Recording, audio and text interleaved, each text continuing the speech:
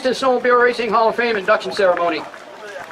We're inducting 5 more pioneers of the sport here today. And we're so happy to see that everybody came to this event. It means a lot to those who raced back then, and they had support back years ago, and it's nice to see the support is still here. We're excited that this year we're going to induct our second lady racer, Miss Diane Baker. And we're also welcoming the complete first drivers and owner of Team A-Bold is here today with us. That was the winningest independent snowmobile racing team in the history of the sport, and they're all here today. It's a historic time. We have a 50-50 raffle over there by that umbrella in front of the museum, so please buy some tickets to the 50-50 raffle when you can. We have t-shirts, and we also are offering a 5-box set DVD of the 5 events that we're holding here. We're just taking orders today for that. We're just taking pre-orders, and it's going to include a lot of interviews of these guys in every induction that we had. And so we're going to put that together. It's a 5 DVD set. I think we're going to get maybe like $50 for it, but there's a lot of stuff that's going to be included in it. Mike LaPierre here, our camera guy, is going to do that for us. He's so good at that, and he's been wonderful to the Hall of Fame. So, but first, we need to address what today, September 11th, means to all of us. Every one of us who remembers that morning 20 years ago can also remember exactly where we were when those planes hit the World Trade Center buildings and forever changed our American way of life. We walk through metal detectors at airports and federal buildings. We are patted down, we empty our pockets, and then we're scanned once more. But there is one thing for sure. Despite the terrorists' best efforts, America is still here.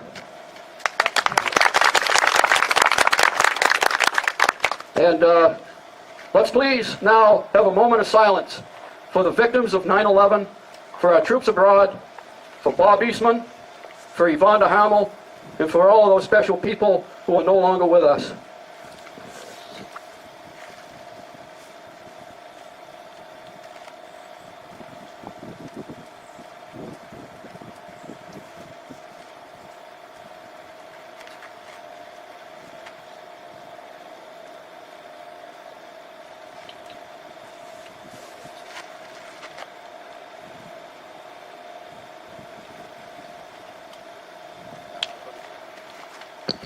6 years ago, Paul Crane and I had an idea.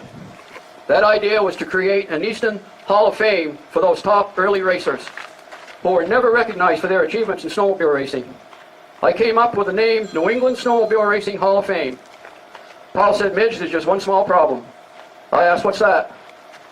He said, "You should change it to the Easton Snowmobile Racing Hall of Fame to cover New York State." And of course he was right. At our inauguration, at our first inaugural induction ceremony in 2017, we inducted 4 members to the Easton Snowmobile Racing Hall of Fame: Bob Clark, Bruce Dunham, Bob Martin, and Conrad Rollins. We wanted to induct 5 members. There was one other candidate which Paul and I wanted for the first induction. Unfortunately, he left for Florida before I could get his race record information. But we were able to induct Mr. Calvin Reynolds the following year in 2018. At first, we had 5 members on the board of directors to qualify as a nonprofit organization. However, we've since added 2 more members. Last year, during the pandemic, we had to cancel our spring induction ceremony, rescheduling it for September 19th as an outdoor ceremony. This not only gave us more time to complete the plaques of 2 more inductees, bringing them to a total of 7 for 2021, we also decided that having it in the fall is so much better. And don't you guys agree? Our 2021 inductees were George Gordon, Paul Lamontagne, Tom Peters, Roger Poulin, Judy Rinaldi, Joe Wilkinson, and Ted Wynot. Before we begin our ceremony, there are people we need to thank. First and foremost, this Hall of Fame of ours wouldn't have a home without the generosity of Mr. Paul Crane. I've known Paul for over 60 years, and I'm proud to call him a friend. To his wife Marilyn for supporting us with this Hall of Fame we started 5 years ago. And I especially want to thank my wife Glenda for also supporting us in this, and I just plain could not do this without her help. Greg, our cameraman, from the very beginning, he was here from the very beginning, the very first event. I asked him if he could be our camera guy, and he's been our camera guy ever since. And he has helped us. He's provided this canopy, this beautiful flooring, and he helps in any way he can. His role, to put it mildly, is huge. Also, a big thank you to Alan Cormier for this great sound system we have here today. Bruce Borovach has been working on getting new candidates and their race records, making new contacts every day, and no two men could keep up with his pace. He's doing an incredible job. Where is Bruce? Where'd he go? Here he is. Hey, Bruce. Bruce, Bob Martin, and Fred Davis have been working overtime on getting our #1 bib holder for the 1973 season, Frank Dodge, here to attend our ceremony. Please give Frank a big hand. Where's Frank? Frank Dodge, stand up, please. I was scared to watch Frank drive, really. We need to give a big hand to those guys that got him here. Fred Davis, Bruce, Bob Martin, they all worked hard to get Frank here, and he's going to be coming back. And he's going to be sitting in this front row at some point. And please give a nice round of applause to Mark Belanger, Kevin Sweetie, Jerry McGee, and everyone who brought their race sleds here today. Paul Belfay brought in a beautiful Mercury Snow Twister, and I didn't get your name, but he brought in the 1971 Arctic Cat that Steve Fenoff raced to victory here at the 1971 Grand Prix. That set's over there. Beautiful sleds. Okay, Spencer Beatty and Lucas Nast, would you please come forward here to the podium? I'm going to introduce to you folks the new batch of drivers we have here in the East. Lancaster was always known for having top snowmobile drivers. Come on over here to my left, guys. Come on over here. So we had Bobby Ford and Bobby Martin, Frank Dodge. We had some big name drivers here in the East. Timmy White. There was a bunch. And I'd like to introduce you to Lucas Nast and Spencer Beatty, who have been racing in the last few years. Lucas took 10th at the Eagle River World Championship last year in the vintage class with a screaming Arctic Cat. And Spencer has been campaigning, I think, a Yamaha one year, and then he had a Polaris 3-cylinder last year that he raced in the Snow Derby. And these guys are your top drivers so far this year. And so, Spencer, how do you think you're going to do at Eagle River this year? I think we're going to do pretty good. We've been putting a lot of hours in every weekend, just building new stuff. Couldn't do it without Rusty, Spencer, and the guys that come every weekend and help. So I think we're going to be, our goal is to do top 5 in the WC this year for the World Championship and go to Eganville, Ontario if the borders open, and Boonville, New York, and try to do some local races still because we like to keep it around here. So. Awesome, awesome. Yeah, if you guys watched him go last year at Eagle River, I think you won the Friday night shootout with that thing, didn't you? No. Yeah, we led 5 laps. For the Woody's Friday Night Thunder, they take it starts by Sweet 16. Top 16 drivers come down. You race quarterfinals, semifinals all weekend, and then they come down to the top 16, 2 heats of 8, and then top 4 goes down to the Friday Night Thunder, which is top 8, and then the winner of that goes automatically to the World Championship. So we led 5 laps of that and just racing. So you did well, brother. Yeah, he had a screaming Arctic Cat. This year, though, he's going to try it with a Polaris. Yeah, we're going blue. We're going blue this year. So we're pretty excited. Spencer, your dad was a chairman of the Grand Prix that we had, the 50th reunion, and the 2 other races since. And you were on the board every night we had a meeting. Spencer Beatty was there with his brother Tyler, and they were such a big help at getting those Grand Prix races going. And I wish we could do more, but that's unfortunate. But anyway, his grandfather was one of the original Grand Prix chairmen at some of the first Grand Prix with Bob Clark. And so this family, the Beatty family, has been steep in snowmobile racing and everything about snowmobiling. So Spencer, how do you think you're going to do this year? You're going to run Formula 500? Yeah, going to run Formula 500 and 340 Supermod. Awesome. So who's doing the wrenching for you this year? Be Lucas and Rusty. Keep our crew small. Yeah, they're going to do all right. They have some top shelf equipment. I've seen it. It's an unbelievable shop they have over there. and I think they'll do very well. So give these guys a big hand and wish them luck. Come on, guys.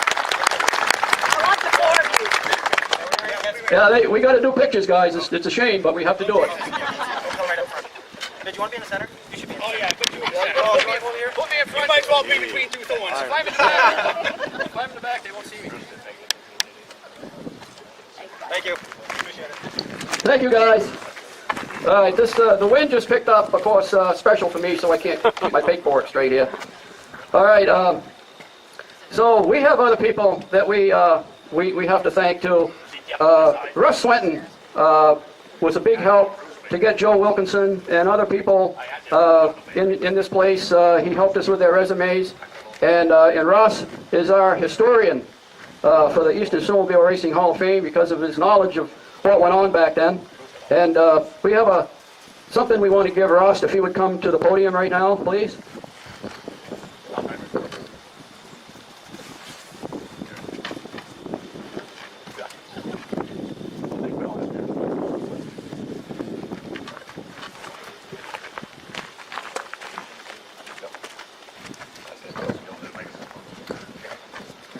The Board of Directors of the Eastern Snowmobile Racing Hall of Fame wish to thank Mr. Russ Swenton for his many hours of compiling race records of individuals for whom the Eastern Snowmobile Racing Hall of Fame Board of Directors were selecting as possible candidates for future induction. Thank you very much, Russ, for helping us out. Really, you've been a big help. We appreciate it. These guys, you know, there's no money involved in any of this stuff. I tried to tell my wife when we started this Hall of Fame thing, you know, she says, do you realize how much we're paying for these plaques? I says, hon, look, some people hunt, okay, and, you know, they'll go out and they'll buy a Weatherby hunting rifle for $3,000, and they'll hunt, and that's their hobby. I don't hunt. This is my hobby, and she didn't buy it. Let me tell you, this is no hobby. This is our passion. It's Russ's passion, it's Paul's passion, it's Greg's passion, it's Mike's passion, my wife's passion. This is our passion. This is what we do.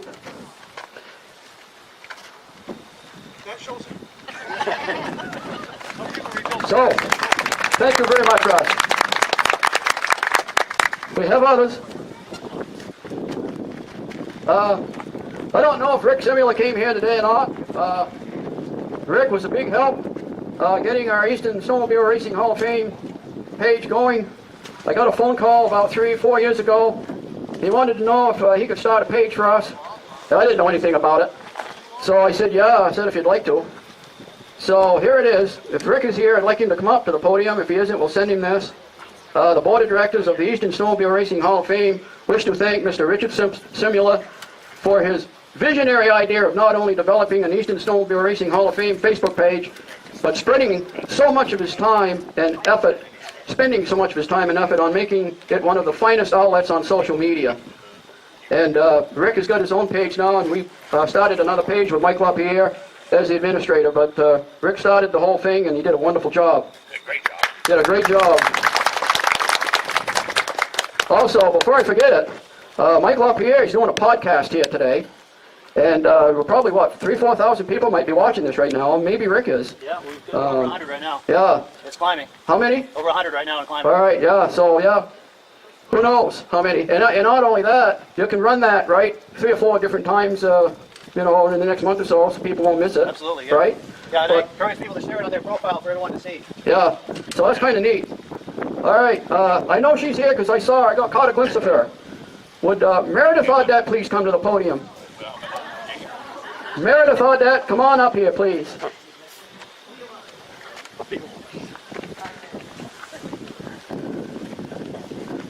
Meredith has been here, I think you came to the first one. And come over here, get over here. All right. The Board of Directors. Eat your heart out, Calvin. All right. The Board of Directors of the Eastern Snowmobile Racing Hall of Fame wish to thank Ms. Meredith Audette for her continued support of the Eastern Snowmobile Racing Hall of Fame by not only taking hundreds of beautiful photographs of each event and every event that we've ever had, but also sharing them willingly with us. And I really appreciate everything you've done. And I know. So, there. All right. We really appreciate it, Meredith.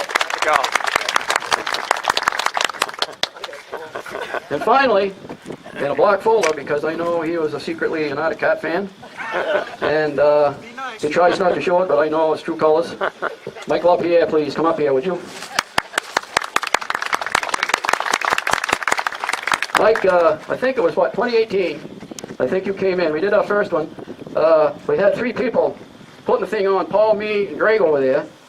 He was manning the camera, and we might have had 50 people, maybe, in there, all told, inside the museum.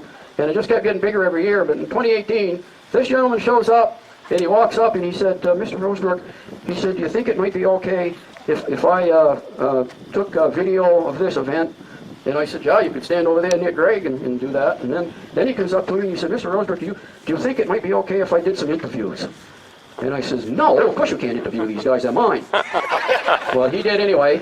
He interviewed Calvin, and I think Paul Montang, and he did a great job. He's doing a wonderful job. He knows what he's doing because he was in broadcasting. He was on radio and stuff like that years ago. So in this electrical, this stuff on the internet and stuff, he's an expert at. So for the Board of Directors of the Eastern Snowmobile Racing Hall of Fame, wish to thank, oh, wrong one, wrong one. I got another black one here. That one there was Rick's. He's black too. Board of Directors of the Eastern Snowmobile Racing Hall of Fame wish to thank Mr. Mike LaPierre for his continued support of the Eastern Snowmobile Racing Hall of Fame and his many countless hours of promoting the great sport of vintage snowmobiling. Mike LaPierre, everything you do, we just can't thank you enough, sir. Really. We can't do this without Mike now. I don't know how we did it before, but we certainly can't do it without Mike now. So. Yes, and Mike wants to say a few words about his podcast and maybe mention that 5 DVD set that you... Yeah, we're going live right now on the internet. We're simulcasting in 8 different places on Facebook and YouTube. And if you've got a cell phone here today and want to watch it on the cell phone at the same time, you're welcome to do that. All you have to do is search for 2021 ESRHOF, that's Eastern Snowmobile Racing Hall of Fame, Induction Ceremony, and it should come right up. You can also go to the Eastern Snowmobile Racing Hall of Fame Facebook group. It's airing live on there. It's 8 different places on Facebook and YouTube. And I do ask a favor of anyone who's watching this on the internet, either at home or here, as people are being inducted, please make comments in the comment section to compliment them. That really goes a long way. And I'm over here, I'll be able to pop that up on the screen live as it happens. And also, if you can share this on your profile or share this with anyone who happens to be watching on social media, either now during the event or if you get home and want to look at it, if you can share it to help get the word out, it helps everything we're doing here with the Hall of Fame. And also, lastly, just a quick plug, I do a live Vintage Snowmobile podcast every Thursday night. Just search for Vintage Snowmobile Podcast on Facebook or YouTube. You'll find it. There were almost 20 episodes last fall. I've been running reruns over the summer, but I'm going to start going live again in October. I'd love it if you could join us. And I thank you so much. Thank you for thanking me, by the way. Thank you very much, Mike, for everything you do. The podcast, I think we have, Larry Berman might be on that watching now. Kenny Young from New York, #1 driver in 71, might be watching this now. There's several people that couldn't make it here today that might be watching this podcast. So this is a wonderful venue thing that we've got going there because of, COVID and all that kind of stuff. There's another guy that I would like you guys to meet, and his trophies in the museum, if you want to see it. It was the first year. It was in 1965, and it was the first year that they called our trophies Kilkenny Cups.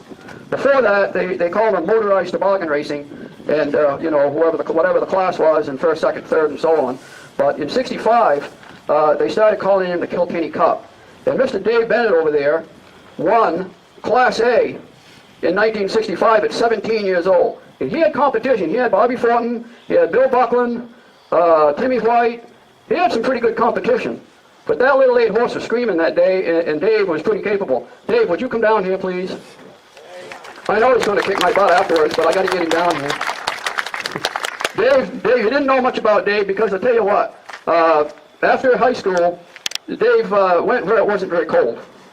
Dave was, it rained a lot, didn't it? I think it rained a lot there where you went, yeah. And Dave is a veteran of the Vietnam War. And thank you for your service. That little 8 horse that he drove to victory in 1965, he still has it. Wow. And his son Steve heard about our 50th reunion race back in 2014, and he says, well, Dad, he says, we ought to get that old 8 horse going and put that in the parade. No, we're not going to do that. Well, Steve did it anyway. And Dave, I have photos on Facebook of Dave out on the track, and Dave was wearing the period clothes that you guys wore back in 1965. Johnson Woolen Mills over in Vermont made all kinds of hunting clothes for you guys. And he was head to toe Johnson wool, and that's exactly the clothes they wore back then, and I got a photo of that. And besides that, that little 8-horse climbed Mount Washington. It was the first time that the Skidoo, now they climbed it I think at 61 on big old Polaris, rear engine Polarises, but in 1964 5, you guys climbed Mount Washington. It was the first time that Skidoo made it up there. And Dave was one of them with that little 8-horse that he won the race with. And not only that, you climbed Mount Cabot with it a couple times. Once. All right, that's all you wanted to do then, is once. So yeah, if anybody ever tried climbing Mount Cabot just on foot, they would wonder how they got those sleds up to the top, but they did it. So yeah, Dave, been a friend for ever since we were little kids, I think, and really appreciate you coming today. And I wanted the people to see who raced back in the early days of the Grand Prix, and you did a good job. So give Dave a hand. Go have a seat, brother. All right.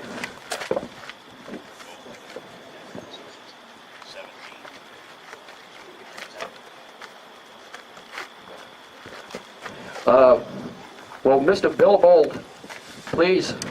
Hey, Bold, I made a mistake already. And Mrs. Abold, please come on. Yeah.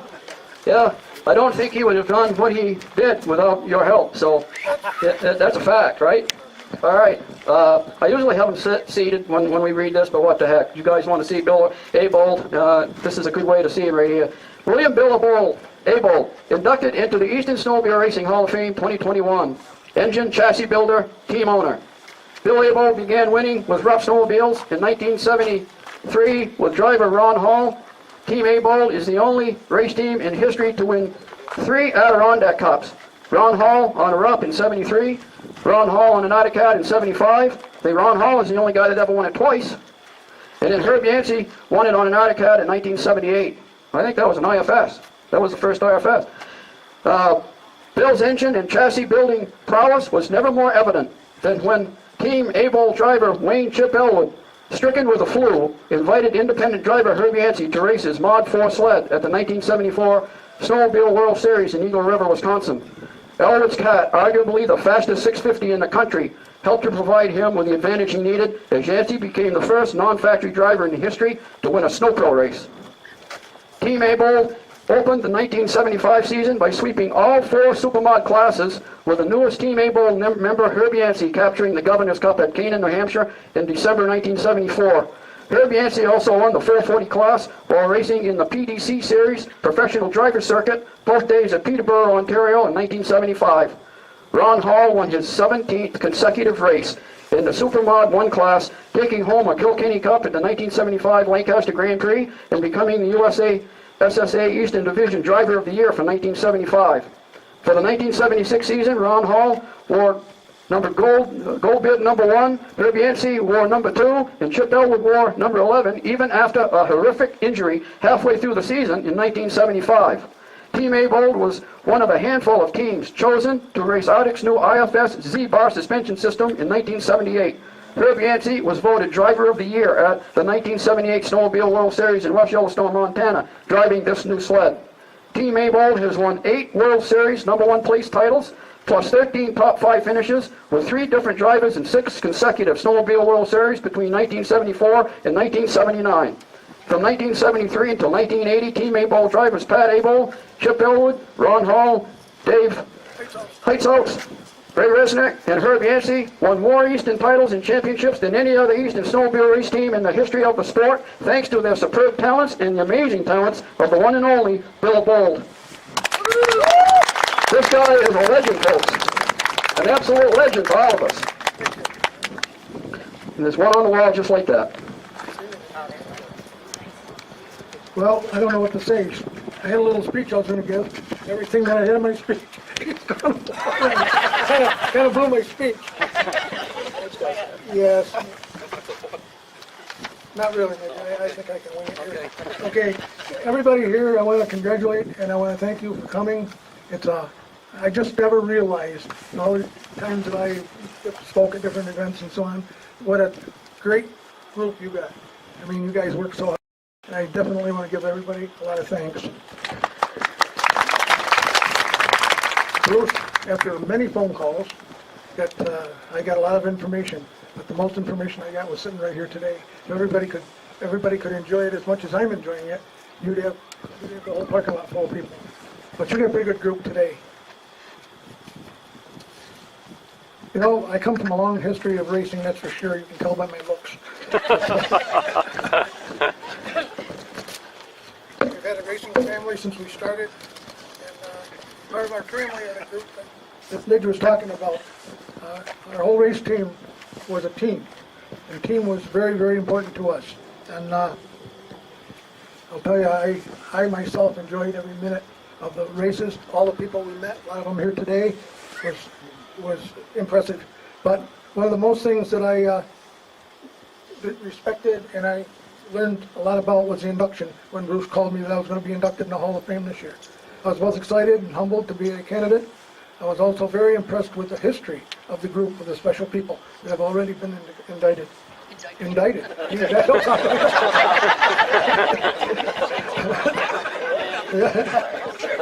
I would like to thank 3 special people that I've worked close with. I didn't know the rest of them too good. Would be Bruce, Rick, and Ed. These guys both talked to me several times and so on, and it was a pleasure. Thank you. Team Mabel was racing sleds about 5 years before the Arctic sponsorship. I started drag racing Scorpions in the summer of '69 and went to Rupp in '72. Rupp, New York was impressed and asked me to build a winter sled. One of the salesmen from Rupp, Fred Ives, asked me to call Ron Hall and ask him if he'd drive. And that's when Team Mabel got started. I think Ron was the first of our team to win the Grand Prix in Lancaster. He won the Bluebell Cup that year and the Northeastern Championship at Malone, and he ran with the Rupp. When I got the first Arctic sponsor from Miro, they asked me to contact Chuck Allwood. Now these guys become my personal friends. You know, they're like all family. To run the 440 and the 650 sleds. Now I had 8 sleds and 2 top drivers. Ron and Chip began to set records right away. After that, we won several races that Team Arctic was at. One in particular was the Weedsport 50-lap championship. Chip set a track record that lasted 20 years. Ronnie, he won the 50-lapper with 4 laps in the lead.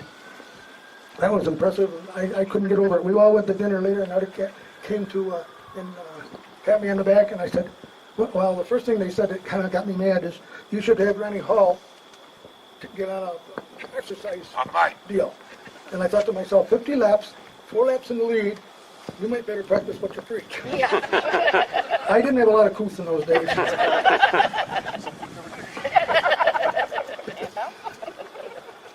Ron beat Arctic Factory and won by 4 laps, I said. We then were asked to run Eagle River Championship. Chip got the flu, and I asked Herb Yancey to run the Team 650.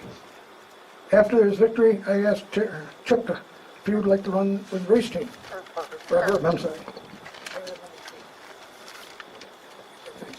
And that's, no, I'm sorry. At Bangor, Maine, this left Herb and Ron to fight the battles. Some of their victories included 5 Snow Pro Series circuit wins, 8 World Series titles, 3 Adirondack Cups, 2 Eastern Championships, and several Drivers of the Year awards, and I can't remember them all, so forgive me. At 16 years old, my oldest son, Pat, jumped from the junior class to senior class. He was the youngest to ever qualify at Eagle River for the World Championship. He raced for 4 years before that, and by that time he became a pretty seasoned driver. He took a second place at 75 Weedsport World Series and won both classes in the Malone Northeast Championships that year. He was ranked top 5 in the 340 class. I would also like to recognize 2 of the people that diligently worked on the sleds and kept everything in the tip-top condition at all times. Al Conklin and Charlie Hemans. They were my tech guys. And not only did they work many hours on the sleds, they also stayed many hours in that old school bus that we used to drive to the races. The dedication of the team, and I want to emphasize that word team, has produced many wins and championships. Thank you. Special thanks to my family for all the times that they've been with me. Along with that, they always stayed, they always helped. I will cherish this day, and I'll just cherish it forever. Thank you, everybody that made this day possible. Thank you very much.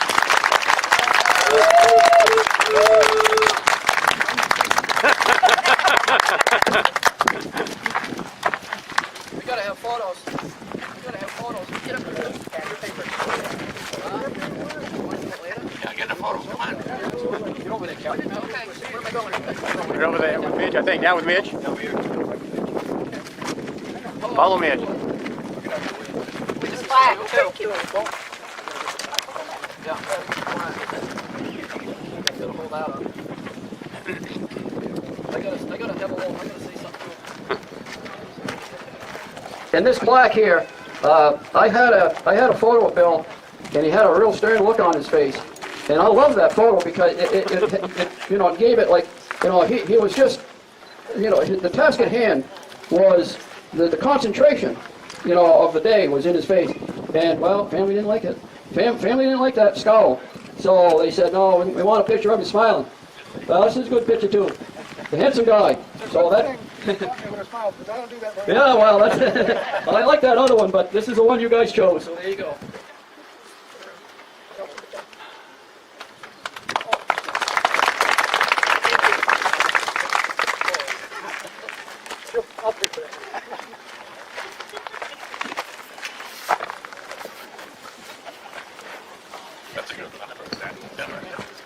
The next one is Miss Diane Baker and her husband Jerry. Please come up here.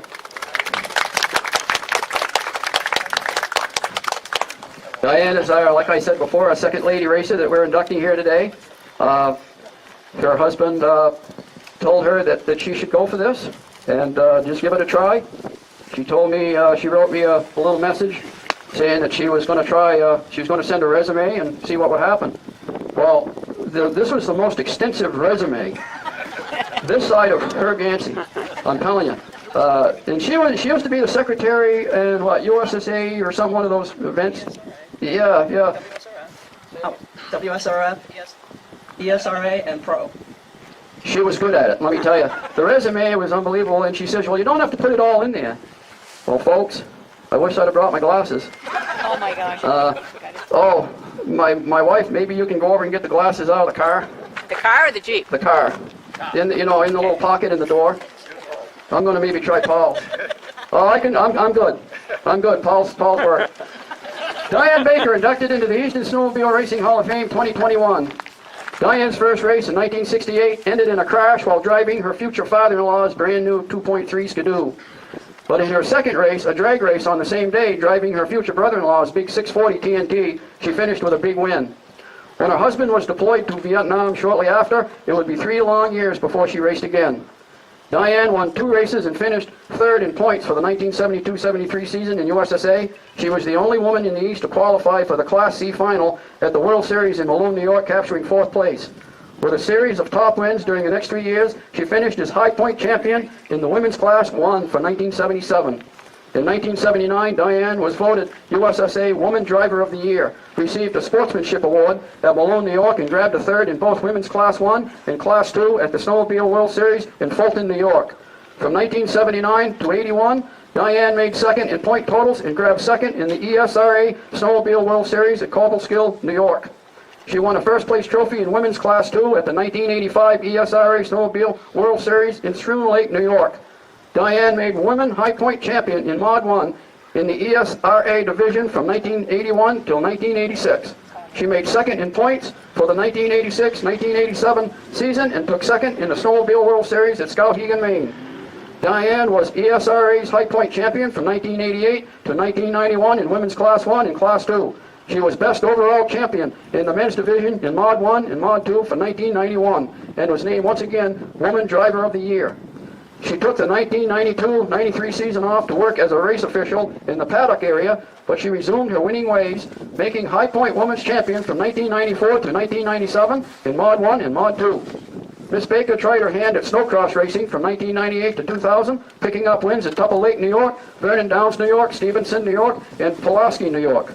Diane was on the USSA Eastern Driver Committee, the Eastern Board of Directors in the WSRF, the ESRA, and Pro.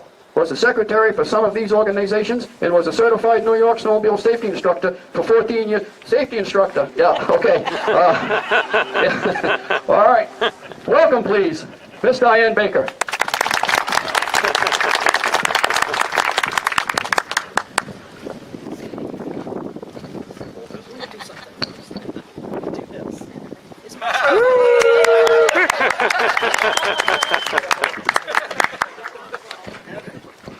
Thank you.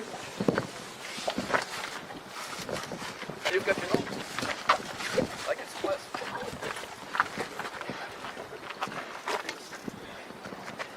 All right, once again, thank you very much. I am proud and very honored to be inducted today into the Hall of Fame. It's very special. Try not to be quite so nervous. I appreciate everyone that has worked and planned for this day. It is truly very cool that the Winter Warriors can get together each year and celebrate the incoming. I also think it's cool that Lucas Nast was here today.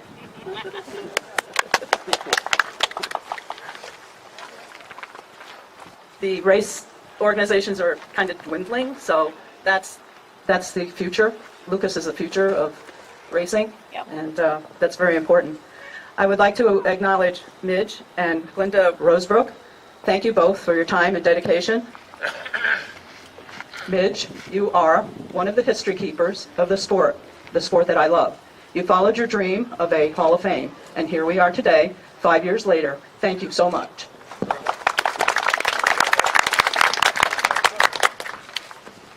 I'd also like to acknowledge Paul Crane. I'm sorry your wife, Marilyn, isn't here today. She works very hard too. Thank you for hosting us at your very special snowmobile home and sharing your walls with us.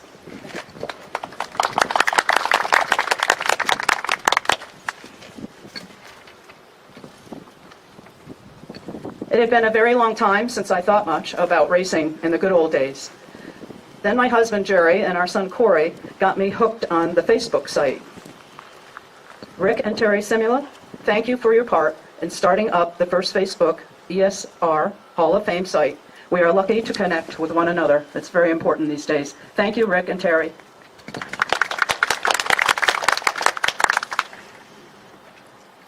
My first race that Mitch told you about that I crashed, I was 19. My last race was on my 50th birthday in the year 2000. So from 1969, which was the start, that was the beginning, and I did not race for 1970, 71, and 72. As Mitch said, Jerry was in the military, so I had no pit crew guy, and there was a wedding, and there was a baby, right back there. And so in the spring of 72, we were just kids with a baby. And Jerry said, let's go racing now. Let's follow the USSA circuit. Well, Corey was a little over a year at that time, so it was all a whirlwind, and it was a crazy one. There were hurdles to jump, and we had no sponsors. We did have desire and ambition, and we jumped in, and we didn't look back until now. To make ends meet, we did extra jobs. We worked overtime. We usually hit the one-day races. Corey was with his grandmothers. So if we were at a one-day race, we didn't have to stay over. But if we did, we had made provisions in our van to stay in it. And one night in Greenville, Maine, we slept in our car, well below zero, and there were mice in the headliner of the car. Many weeks in the early 70s, one of us had to win some money so that we could make it home. Thankfully, we never got stranded. Jerry's philosophy, we worked hard so we could play hard. Yeah. My only regret is that I didn't get to race at Lancaster, New Hampshire. But you never know. We still have some good sleds in the barn. A lot of people say you raced a long time, so what was your most memorable race? And I have to say, it was the rookie season in USSA. There were lots of sleds, and it was the 1973 Malone World Series. To qualify for it in my rookie year was amazing. There were between 20 and 25 women, and that might not sound like much, but it was a lot. And a lot of them I didn't know because they were from all over. My pit crew was Jerry and my father-in-law, who was about 71 at the time, and my two brother-in-laws, Harold, and Don. If you remember 73 at Malone at the World Series, it was a quagmire. It was a challenge. And I had the best pit crew ever because they decided people were trying to put their sleds on their trailers and pull them. The dollies wouldn't work. You didn't want to drive your sled. You came in on the back stretch and you went out on the front stretch. You had to get that down. You had to figure out how to get across the infield. So my guys picked up my sled, which was a 340 free air TNT, and carried it across the infield. Not once, not twice, but 3 times. I finished 3rd in the heat. I finished 2nd in the semi, and in the final, I finished 4th. Watching them work so hard for me, I was complaining a little bit inside because I couldn't keep my boots on. The quagmire would take them off, and I thought, I best not complain. These men are carrying my sled. So there was no way I would give up, and I just kept trying harder. And that was kind of the way I continued many times. Just keep trying. I'm tired. Just keep trying. I won races in the 60s, 70s, 80s, 90s, and I think maybe in 2000. I don't remember for sure. I have many thank yous to say. As Midge mentioned, I served as a board member for 17 years, WSRF, ESRA, and Pro. That was in the 80s and 90s. 17 years on board seats and 10 years as a secretary. There no longer was a Boonville office at that point, and I'd like to thank my family for allowing the office to be set up in the corner of our kitchen all those years. So we carried lots of boxes to the races, all the forms, registrations, memberships, rule books, everything. Thanks to all who helped me with those jobs at the races. A special thanks to Dave Ernst, longtime leader, USSA race director, tech director, promoter, and friend.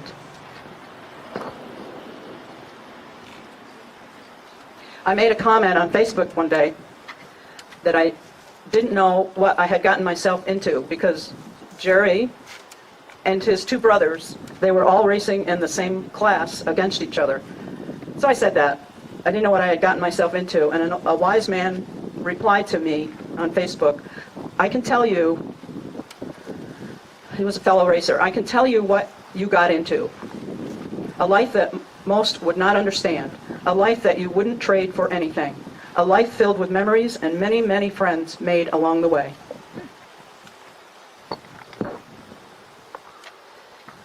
My list of thanks, it starts with Harold Baker, my brother-in-law. He was one of the guys that helped carry the sled across the infield. He owned the Ski-Doo dealership, and we used his race shop, we used his electricity, we used his tools, and he was very helpful, and I hope he's watching today. I have this person to thank, and not many people know this story. I am thanking Bill Abold, because in 1976 we bought a women's modified was not longer a class, and we bought a 250Z, and if you remember correctly, that was not the sled to buy in 1976. So Jerry cut it up and modified it, and I no longer had a sled to drive. And I was on the other side of the fence every weekend, well, a few weekends, and I was miserable to live with, I know it, and I really wanted to race. And I don't know how it all happened, but Mr. Bill Abold said I could drive one of his son's sleds. And I didn't care that it wasn't the fastest. I just wanted to take the green flag, I wanted to take the checkered flag, and I wanted to race. Thank you, Bill Abold.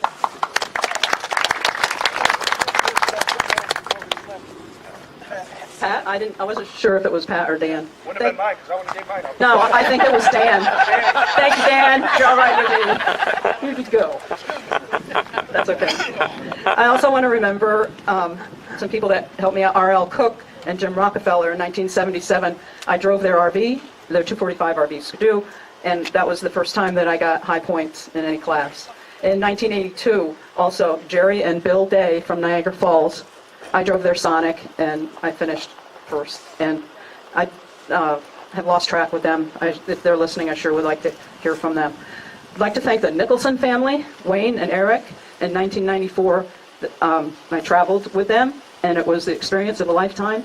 I had a Ski-Doo MX 440 fan, and I got to go to Canada, to Quebec, Ontario, Eagle River, And I did fairly well, I thought, in my opinion. I did well.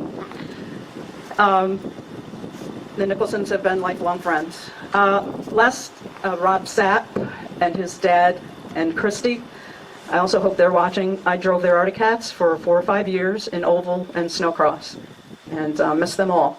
To all the gals and guys I beat and those I didn't, thank you. I had the time of my life. The hat I have on, I forgot it. I have it with me. It's a reproduction of the hat, the granny hat, and my friend made it for me.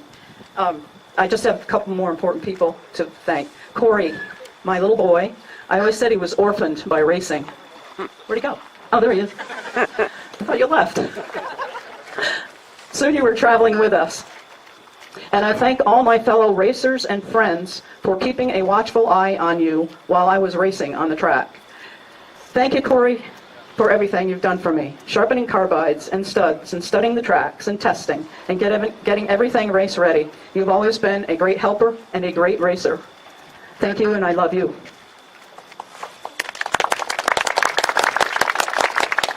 Most special thanks of all to my husband, Jerry.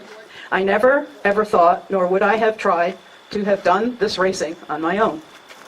I couldn't have done this without you.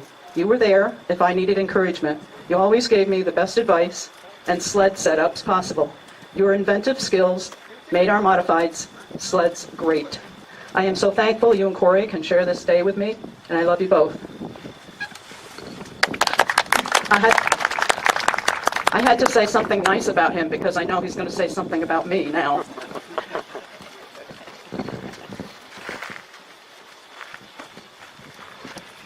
Well, let's see now. This is not very long. It's just big sheets of paper. But I was home the other day in my library pondering, and I pondered long enough so my legs fell asleep. But in the process of pondering, I got thinking, you know, the snowmobile racing community gets a little bit of a bad rap sometimes as being a bunch of crazy hooligan taking people and just partiers. And I thought, well, with all this culture change we're going through, maybe I could just do a little something to help that reputation.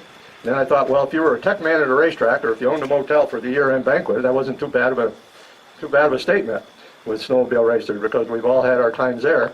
And I got thinking, maybe if I introduced a little of the finer arts with such a group of people as this, they would, maybe the reputation would be a little milder. So I thought possibly a little good poetry would go good. So I sat down and I wrote a poem, and I read over the poem and I thought, nope, that's not going to help at all. You're stuck with who you are, because this poem's not going to do it. But I made it, I wrote it, so I'll read it. This story may sound familiar to those of you that are here. It was spaghetti one week, lasagna the next, the whole year. Enough money for a new belt and a spark plug or two, enough to buy gas to get to the race, but come feature time, one of us had to place or we were through. We traveled from Pennsylvania to Maine in a half-ton van with a glow bug heater that ran on propane. With a hose out the door, it looked like a gas chamber as gas chambers go. The porta potty is still frozen from sleeping in the van at Boonville at 45 below. Here, Diane, take the sled and check the hole shot. Was there snow in the infield? Well, no, there was not. The sled had a hole shot, the skis in the air, then came down to a stop. Unfortunately, Diane did not. A broken thumb, the EMT said, and at that point she told me, I must go on the track, for I am not dead. So duct tape her hand to the handlebars, don't need no brake. This was a mistake we were soon to dread. Going into the first turn, she landed on her head. The local doctor said not to worry. He had a plan. He put the thumb in a cast in the shape of a handlebar. Doc was her biggest fan. I put the carbide runners on wrong one day. The hole shot was good, but the flagman dove over the snowbank to get out of the way. Need to change the gears, I proclaimed. Don't have time to put the gear cover back on, I said. Let the grease fly. You'll be leaning to the left and the grease will fly by. Yeah, that turned out to be a very big lie. So she soared into the turn 3, a speed aplenty. The sled threw her off and rolled the rest on her fanny. She sat on a pillow, nothing hard as a board, and at the end of the year ceremony, she received the Fractured Pride and Prickled Fanny Award. Blew an engine at Syracuse, much to our dismay. Figured we'd rebuild it outdoors, figured we'd work all night till the break of day. No, that was not to be true. Along comes Jack Beebe behind the wheel. I have a room at the Holiday Inn. Take your motor there. It's no big deal. So off to the room we went, with the motor under a blanket for a hiding tent. I stood in the bathtub with a cylinder between my knees, with gas flying off the honing wheel. After all, Jack did say, no big deal. Then along came Corey on the scene. Grandparents questioned, "You're still going racing? Isn't that rather extreme?" But Diane knew the kind of fellow racers at the track. "Here, could you watch Corey for a bit? I'll be right back. My race is up and I need to be on the track." So people might say, why would you go through all of that? It seems like so much work and such a drag. But we knew the answer. It was all about the checkered flag. We look back at all those years. She started in '68, and see the people we met and the friends we've had chance to make, and see the success, and we see the mistakes, and we realize every day of our lives, and especially today, it's without a doubt whatever it takes.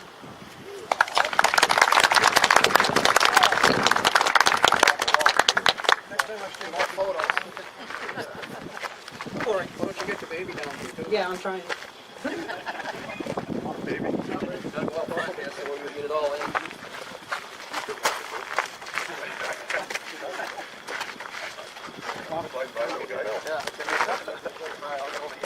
Get in there, Midge. Graduated. You can stand in front of me. I actually look over top of it.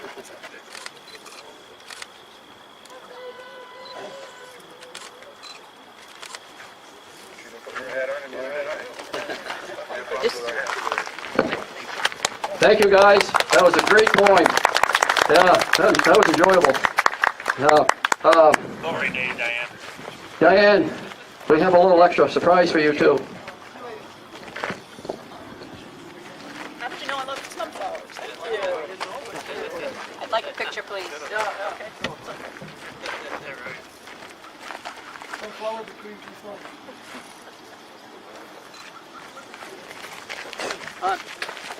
Get a photo of the crowd too.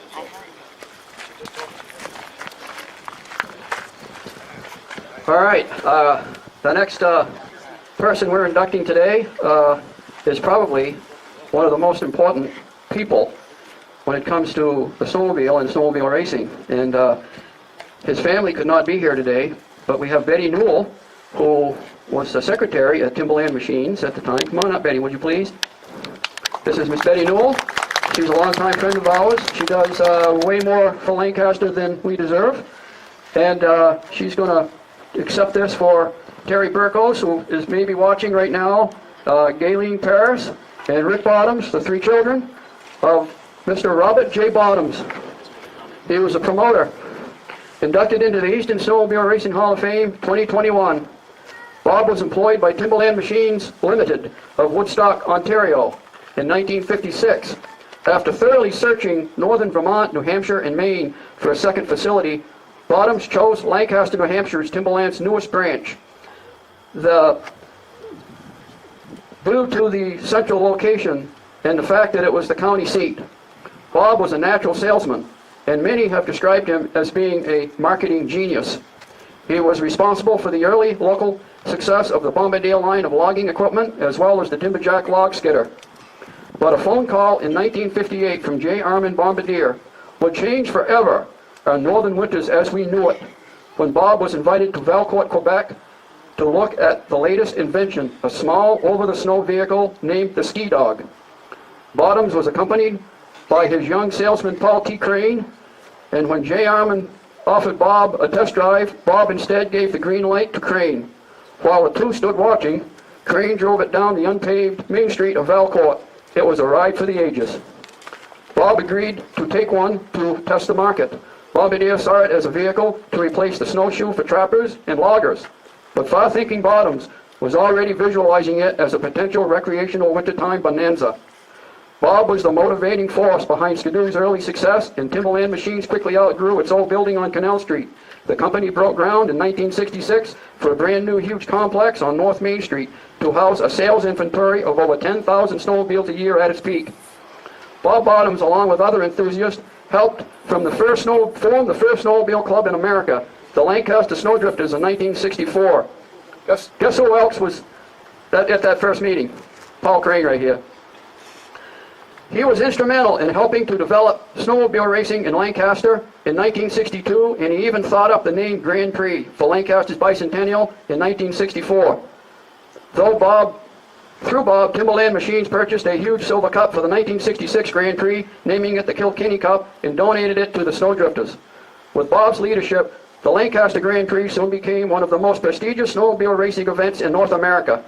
He was also the driving force behind the success of Timberland's Big T racing team into the most formidable winning team in all of New England. Mr. Bob Bottoms. A very handsome man he was. Betty, do you have anything to say about Bob? I would say that Bob was a real push and very enthusiastic, and he kept us all very busy. We were very successful. My memory of those really good days when we were here was that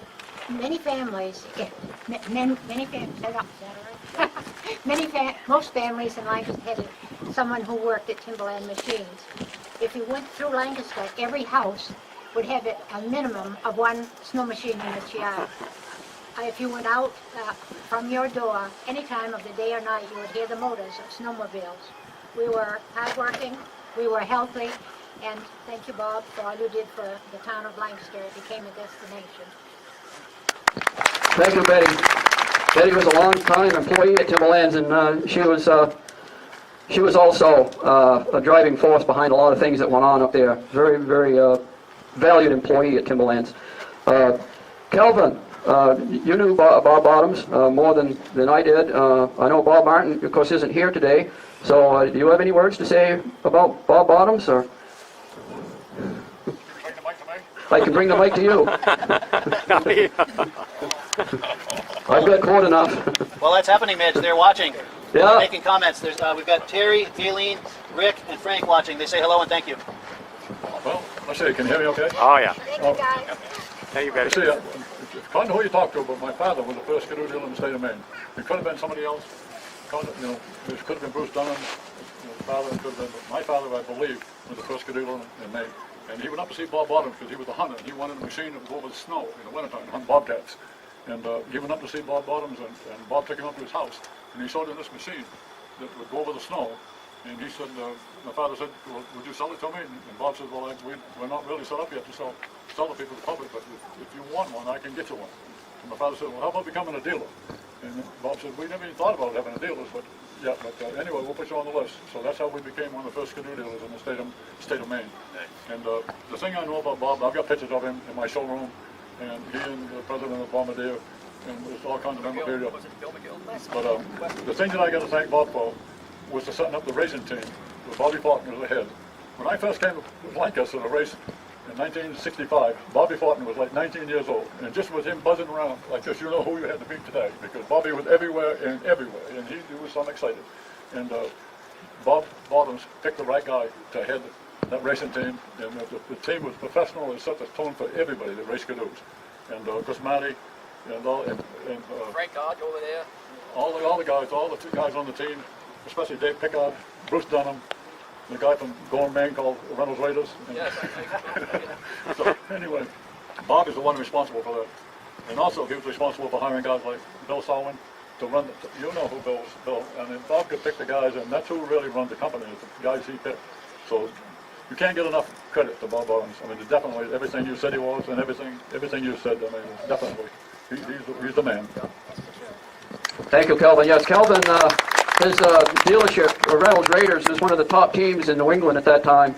And he raced under the Timberland banner, and Bruce Dunham did, and they were a force to be reckoned with. Everywhere you went, if you saw a yellow van with a big red T on the side of it, you could either do one of two things. You could maybe go back home or try racing against them, but it was a very tough job to try to get ahead of them.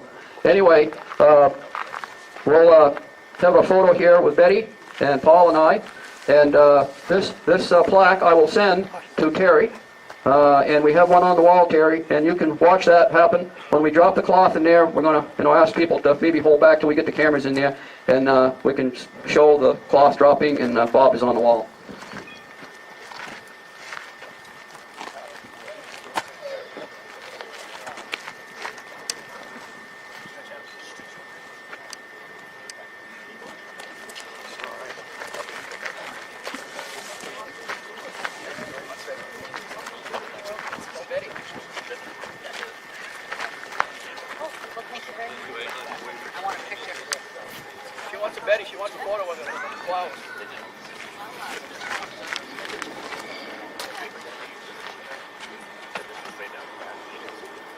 Oh, and Terry and Frank say thank you to Cal. All right, our next inductee, he goes by the name of Chip. Everybody knows him by that name. I don't know if I even knew his first name when he was racing, because it was always Chip Elwood. But we want Wayne Elwood to please come to the podium.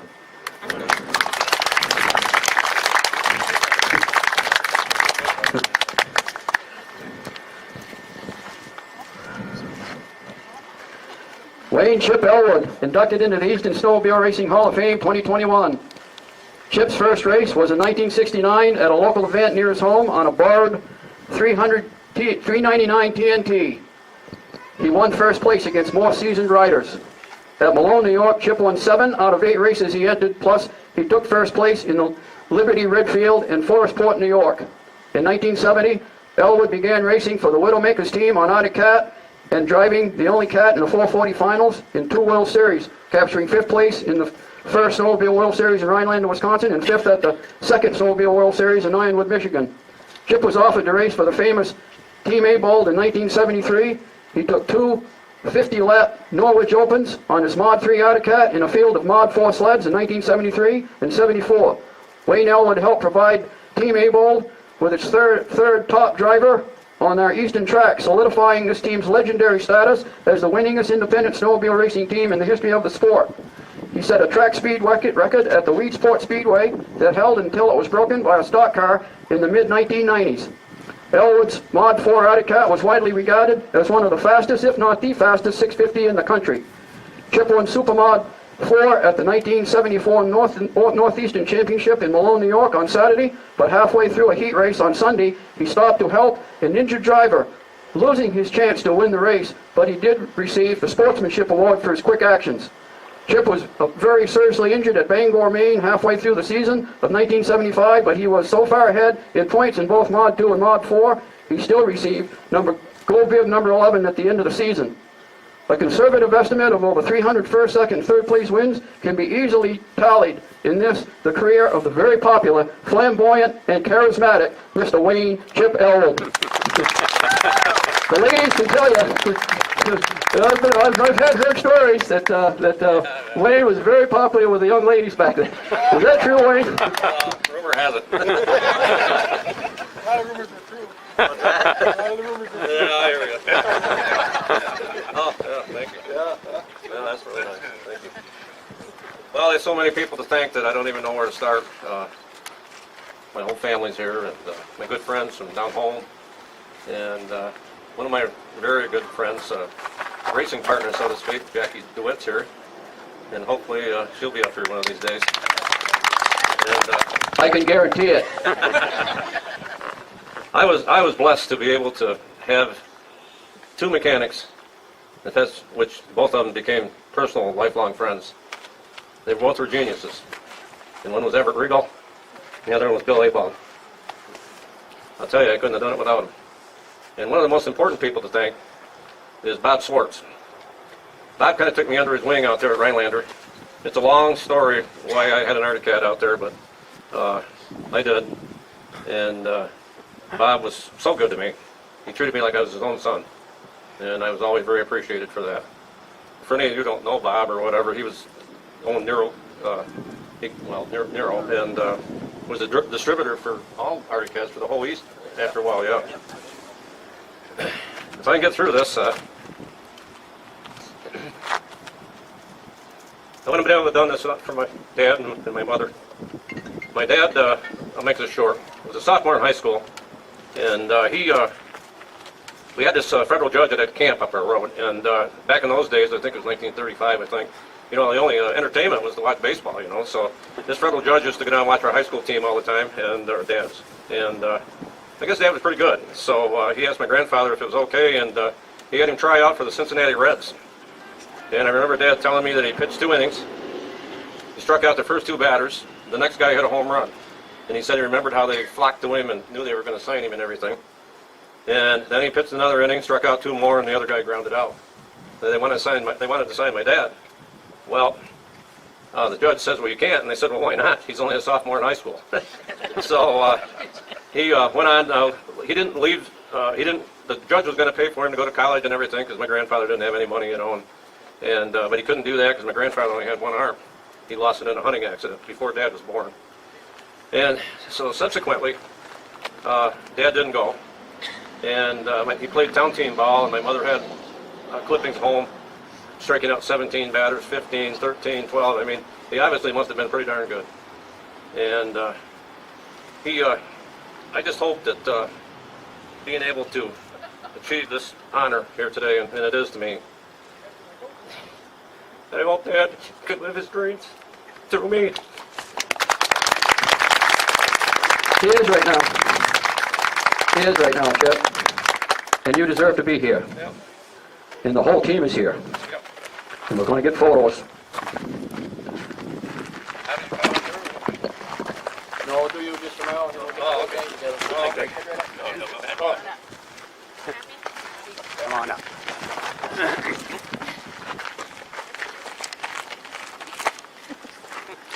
Don't come up, don't come up. I'm not. Just tell me the thing I exercise.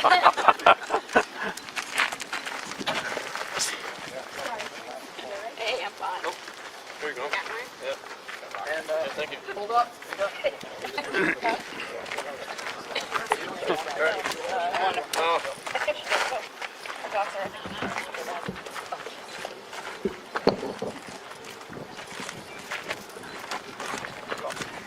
Look at each other, Chip.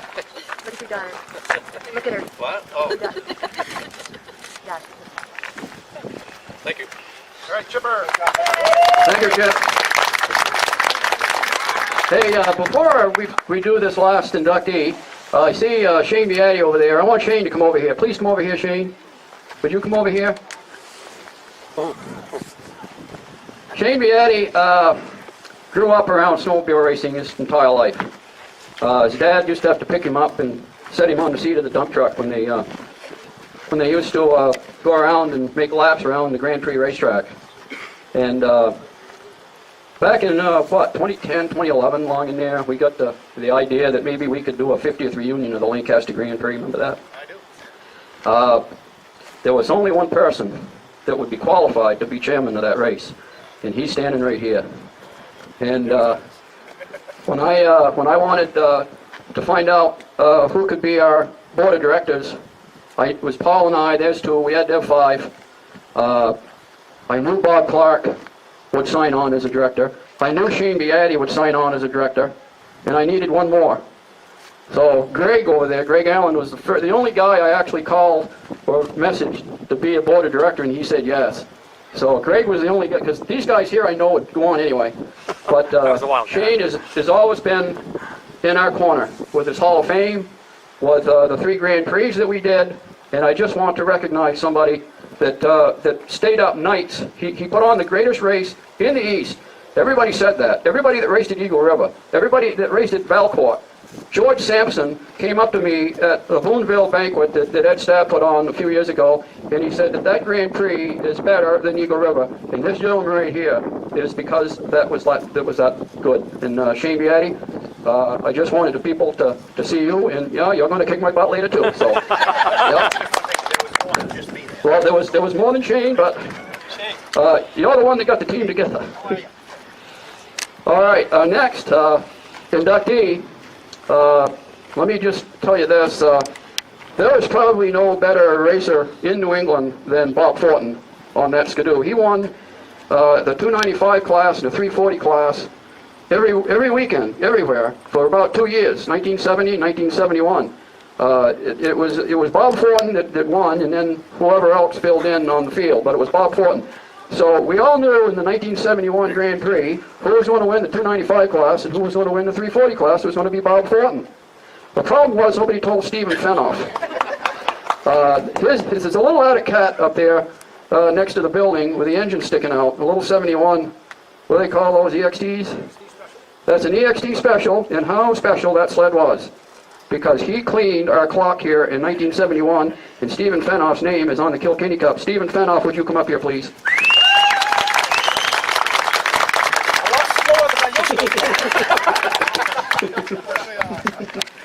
All right, Steve.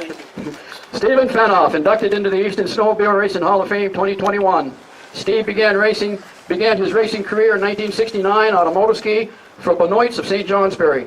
After watching him at a race, Paul Calkins of Calkins Cat offered Steve a sponsorship racing for his company.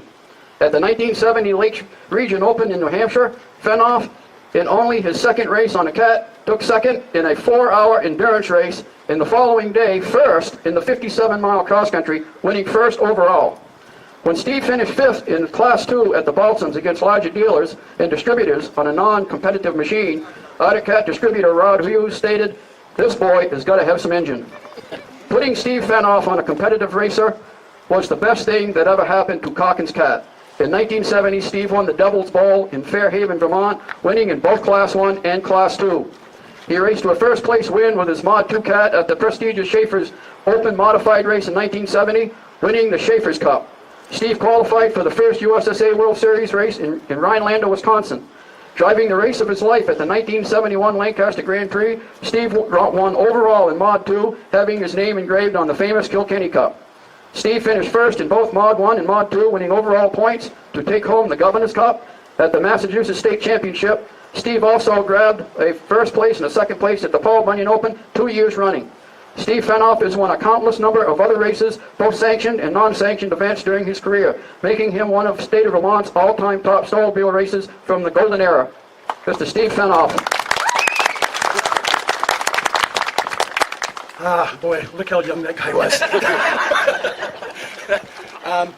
First of all, I got to thank everybody. This organization is so great. I'm not as good as some in pulling out everybody's name, but without them, we wouldn't be here, and we got to thank them very, very much.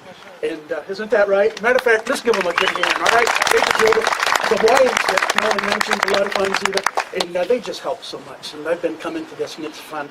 And seeing all the drivers and everything, ladies, and it's really an honor. It really is. And Lucas brought my machine that I won the Lancaster race with in '71, and that's such a thrill, and thanks to him. And I started out, as he mentioned, it's hard. He reads off all that good stuff, you know. And Benoit you have to thank, because that's where you started. But right here is a gentleman, Paul Calkins. He saw something in me, and that man, thank you. He built my engines and stuff in his just his workshop. It wasn't a dealer or anything. And the Balsam race meant so much, because if it was cross country, I was good. And we won, but when it came to the tracks, we just plain didn't have the horsepower. And Rod came up after that Balsam race, and like I said, we left, there was a big oval, and we left dead last. Went into the cross country, we came out first. Before we got to the finish line, we were fifth. And Rod came up and says, that boy does, and that was a big change. He says, that boy needs an engine. So he gave us some cylinders, and Paul went to work. And I can say this right out, that Paul Calkins built some of the best engines that ever raced. Yep. He really did.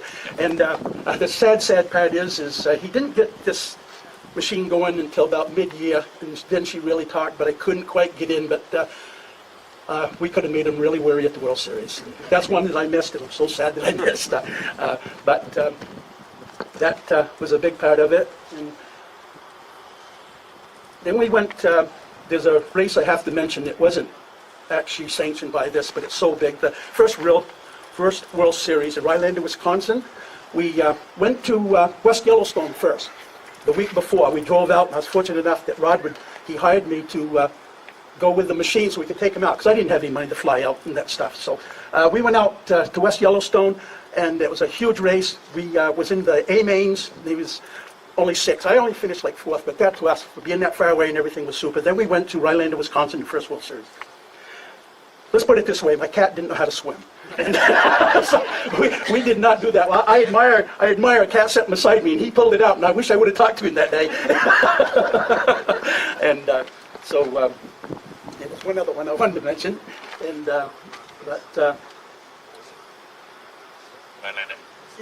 thank you. Roger Poole in here, folks. Roger's a good one. I'm not that great a speaker, but Rhinelander, Wisconsin, no, not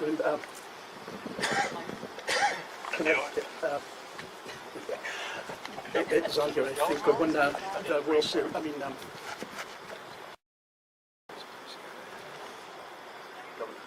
Potato field? Yeah, that was Massachusetts, yeah. Potato field? Yes. Massachusetts. I know. Northampton, Mass. Thank you. Could you guys come out here with me, please? I was afraid this would happen. I have had time remembering my name at times. But That's where I got my wallet. yeah. But down there we had a tremendous day. That was my biggest winnings that day to us. Like I was taking home at the time probably $85 a week and living on it. And we went down that day and won 1 and 2, Mod 1 and Mod 2, and we took home $2,200, and I was so proud of that, man, and all of these things. Then I find out later on that the 650 and 800 class was making like $5,000. Talk about hurting your feelings. You win the Governor's Cup and everything, and you bring home 22. But no, that was a lot of fun. Okay, and thank you, everyone. Steve, he's one of the great Vermont drivers, and Roger Pullen. We got 2 Vermonters here. Have your wife come up here. Your wife? Yes.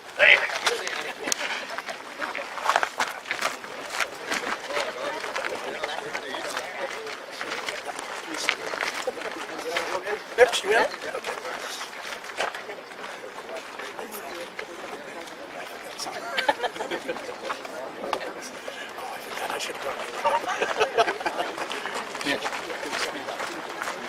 What's that? Thank you.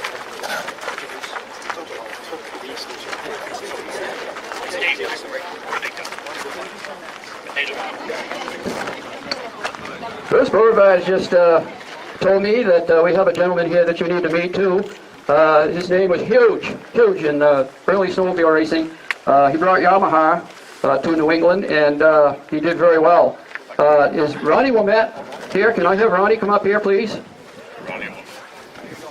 Womet, I think his name. I don't think he pronounces his Womet. I don't think he Frenches it up, but. I get Calvin Reynolds to come up here and talk to me. Congratulations, Phil. Yeah. I can tell a little story about you. Ronnie, it's so nice to meet you, sir.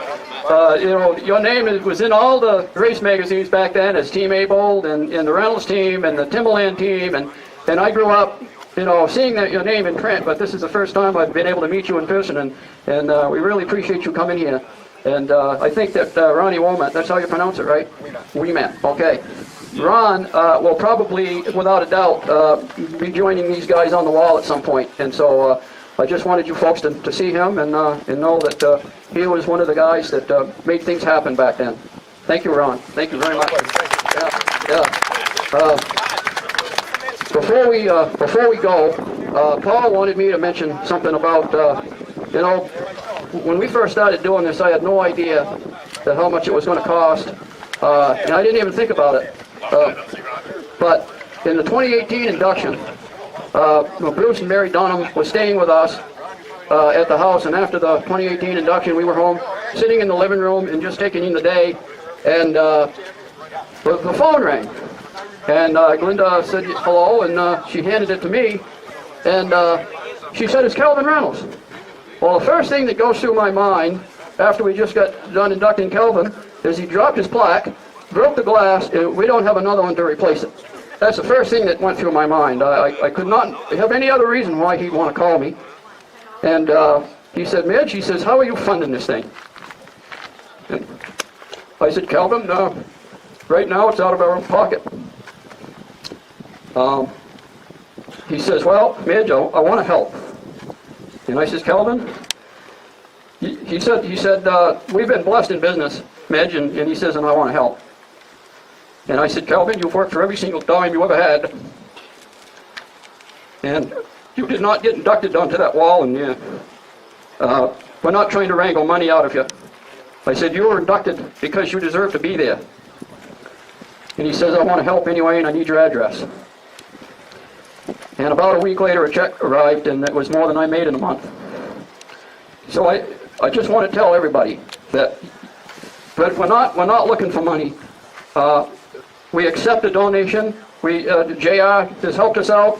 Joe Wilkinson's helped us out. Paul Lamontagne helps us out. And we sure do appreciate it, because it does cost a lot for fuel to keep this place heated and to keep the door open. It does. But it's a double-edged sword. We just are not here to wrangle money out of anybody that we're inducting. You are inducted because you deserve to be there. And that's all I have to say about that. So thank you guys. And if you would hold up so that the camera guys can get set up, maybe take them inside and get them set up, and then we'll have the Hall of Fame inductees go in and we'll drop the cloth. And after we do that, the Lancaster Motel is having an after party for the inductees, their families, and for the Hall of Fame contributors. Please go to the Lancaster Motel for the after party. The unveiling is upon us.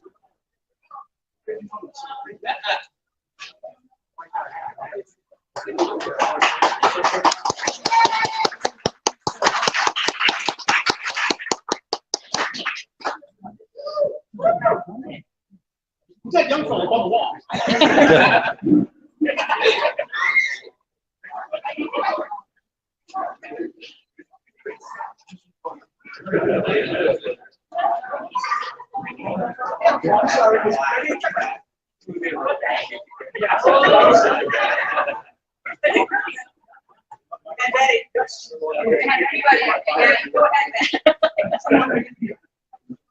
Well, I hate how this is.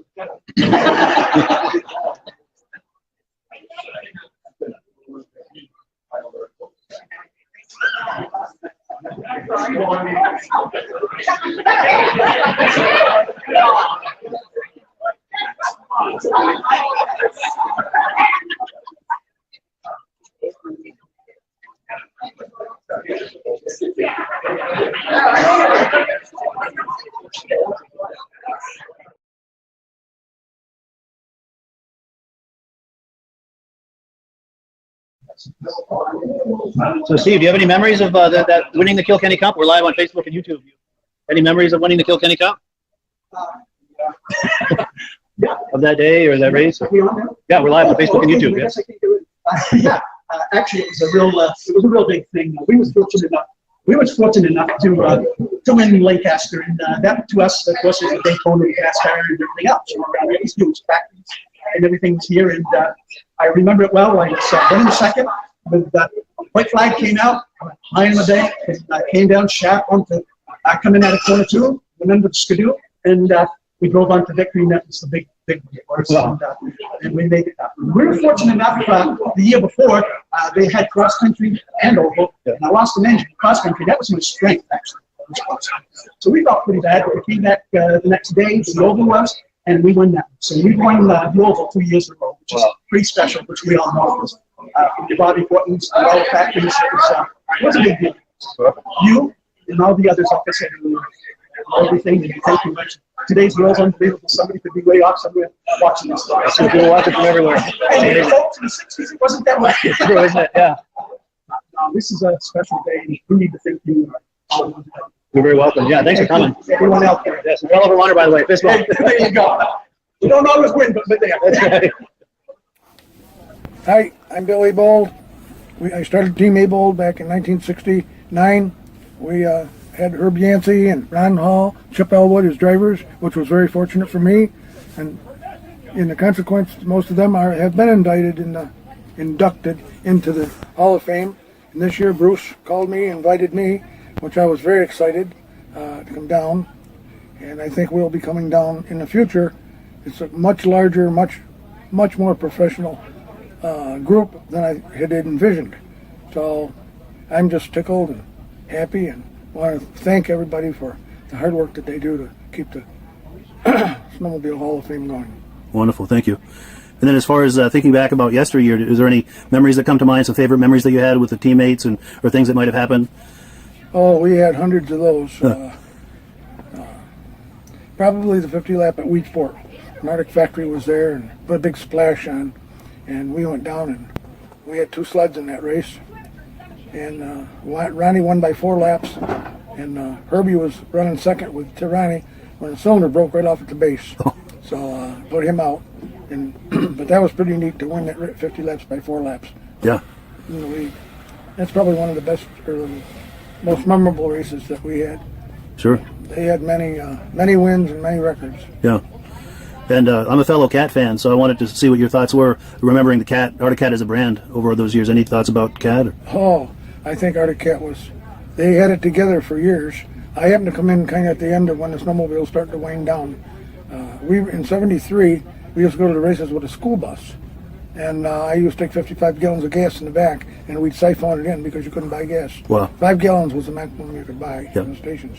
But no, Arctic Cat is a, you know, when you become an Arctic Cat fan and then a team person, Arctic Cat is got to be number one. Yeah. They were a very large company at that time, and they built products like a couple of the other manufacturers. They're still there, out running today. Yeah. So, no, I'm a very good fan of Arctic Enterprises. Then and now, still very loyal. Still very loyal. Wonderful. Now, I see you've got the badges on your hat. I wonder if you could turn your head to the left just a second, or turn this way a little bit. I want to get a shot of those. And what's that purple one? Is that the cat is here again? Oh, you know you can count on the cat. Yeah. Excellent. Well, great. Well, Yeah. it's funny. This hat is from 1976. 76, that hat. That hat is. And Kathy was going through some of the old memorabilia, and there it was, still sitting on top of the pile. So she said, "You ought to wear that." Absolutely. Good. I'm glad you did. We did our best for 8 years, trying to keep Cat on top. Yeah. And I think we succeeded pretty well. Yeah, for sure. Good deal. Well, it was really nice to meet you, Bill. And the team Go ahead, yeah. Go ahead. that we were with, or that I formed, have turned out to be best friends. We get together at least once a year just before Christmas, and they're our best friends. That's amazing. The camaraderie was really powerful. Yeah. Then and now. Yeah. That's impressive. That's not always the case. No, our team stuck together over 20-some years. That's amazing. Cool deal. Well, good. Yeah, it was very nice to meet you, Bill. I appreciate the interview. Well, I appreciate you asking. All right. Hi, my name is Diane Baker, and I was inducted today into the Eastern Snowmobile Racing Hall of Fame, and it was very exciting. And now I'm just kind of settling down and taking it all in and thinking about things. And I am not sure what. I was trying to think of a story real quick, but there are so many. I raced for so many years that I feel very fortunate to have had that opportunity, had people help, and my family taking part with me. That was one of the best things. Oh, I could tell you the story of a day where we were testing with one of our stock sleds, and we were on a lake, and so Jerry took the sled and he wanted to try it first, and unfortunately it didn't really have a good end. It had a good ending, but we were on ice. And he took it down the ice, and I thought the ice felt kind of thin, that maybe we shouldn't have done this, yeah. And he did go through. He went through the ice. He managed to get on his back and, you know, kind of belly across the ice, and thank gosh for that. And so the sled did sink, and it went to the bottom. But we were all for getting home at that point, and we... like I say, very fortunate. I knew as I walked towards him to try to help him that was not the right thing, because both of us would have been in. So we scurried right home, and the next day we had a crew. We could take get the sled out. It had frozen over overnight. It was they took a rowboat out, and they got it out. We raced the sled the next weekend and won. Wow. So there's a story for you. That's a story. That's amazing. Yeah. Very thankful that everything turned out all right. Yeah. It could have been bad. There's a lot of things that could have got a lot worse with that. Everybody should take heed. Don't go out if there's any question at all. Yeah, for sure. About the ice. Yeah. Yeah. You never know what you're going to run into when you're setting up sleds and testing and Yeah. things like that. You have to be careful. Now, were there any specific sleds that you remember as being a favorite, or class or division of? Was there anything to stand out as a favorite? My favorite was when they had modified for the women, and usually it was a 295. And they called it Women's Mod 1. And I felt really bad when they discontinued that class, because I thought, even though the entries were dwindling, they were dwindling all the way around. It wasn't just that class. And I felt that it was one where the hubby could run it and the wife could run it. You know, I didn't feel that it warranted it, but that's what happened anyway, and I really missed it. I ran it in '74, and I have a picture. I was leading Jim Adima's wife with their snowjet, which is a very precious picture to me. Several laps later, I blew a belt, so I didn't lead for the whole race. She won it, but I was out front. I was on a Blizzard, Skidoo Blizzard, 295, and the next year they changed it to 250 cc's, and so we got a snowjet chassis, sleeved down the Blizzard motor to a 250, and that was our sled, and we had really good luck with it. The Rotax motor into the snowjet chassis, and we had great luck with it, and I like that snowjet chassis. It really handled nice. Yeah. That's cool. Mm-hmm. Yeah. Any thoughts? Now, you raced for several decades, so any thoughts of the evolution or the way snowmobiling changed through those decades, good, bad, or otherwise? The 70s were spectacular in my mind. The number of drivers in the competition. And because I got to take part in that, the women that I raced against were excellent. So I gathered a lot. Yeah. It didn't maybe, wasn't, how do I say it? I was in there with them. I'd Yeah. give them a run, Sure. and I did win. Maybe not as much as the rest, Sure. as many times. You held but your own. Absolutely. Yeah. And as I look back, the 70s were what prepared me for the 80s and the 90s. Yeah. And some people actually thought that maybe I shouldn't be, continuing to race because of the experience Yeah. factor. But I had some tough girls to run against in those decades as well. Wow. So, but what I learned and went through and experienced in the 70s was amazing. It was a good Wish I could foundation go back for you and as a do it racer. all. Yeah. I'm sorry, what? It was a good foundation for you as a racer. Yeah, the best. Yeah. Yeah. Wonderful. Like I said earlier today at the induction, to go out there with 25 or so other women competing for that World Series in Malone, it was just unreal. When they told me how many gals were going to be racing, it has dwindled, and that's kind of sad. Yeah. Even our Vintage Association here, I think it needs a little help. Yeah. And I'd like to encourage people to look into Northern New York, NNY, Vintage Snowmobile Racing Association, see their rules, and you might have a sled that would enter into those classes and help us get it back going again, and you would see the schedule, and it might be close by if you're in New York, Yeah. and maybe we get something going again. Good. You think of Lucas Nast Yeah. going all the way to Eagle River. That's amazing. And there isn't a whole lot more, Sure. and especially with the border being closed. Yeah. So Yeah, that puts a hurt on things. we'll keep our fingers crossed and hope for the best, because we can't lose this. No. We have to keep going. I agree. Yep. Cool. Well, thank you so much. Thank you. Cool. Thank you very much. Hi, my name is Betty Evans Newell. I was born in Lancaster and was here when Bob Bottoms first came to Lancaster to sell logging equipment. It started, and the reason is, as Mitch said, the reason they chose it was that it was at the crossroads where they thought they would do the best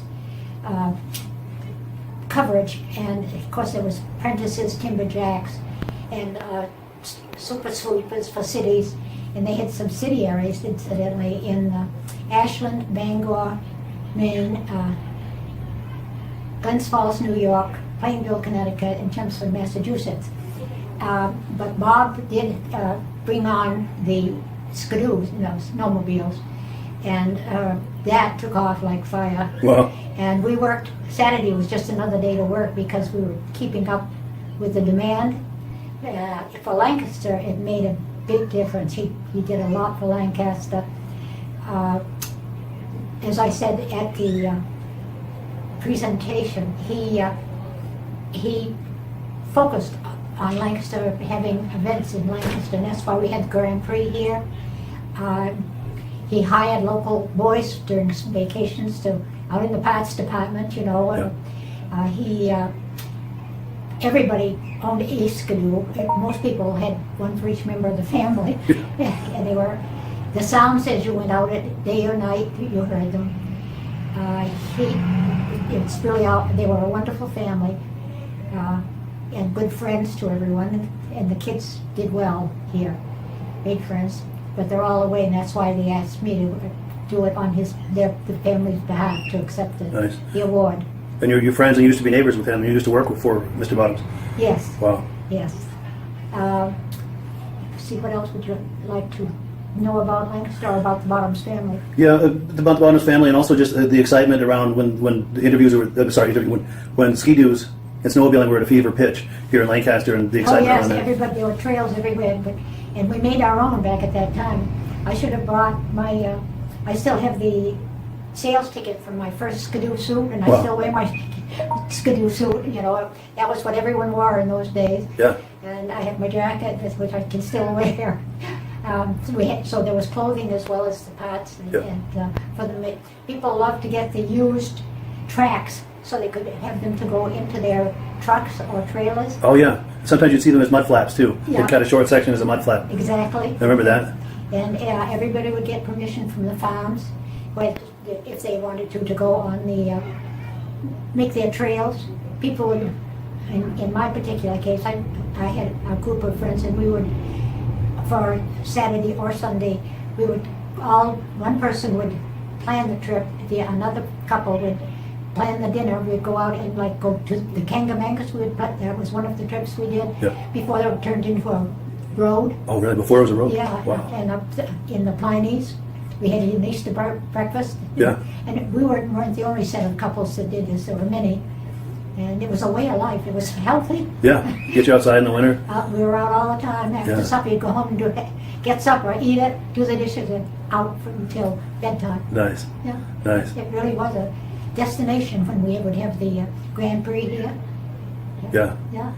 And then I guess the final thing, with maybe some thoughts about the excitement around importing Ski-Doo as a brand. And Yeah, oh yes, there was competition. Yeah. And a lot of, there were different companies that tried to get into the business, and some made it, and most failed. It was pretty much came down to Motoski and Skidoo and Bombardier. Yeah.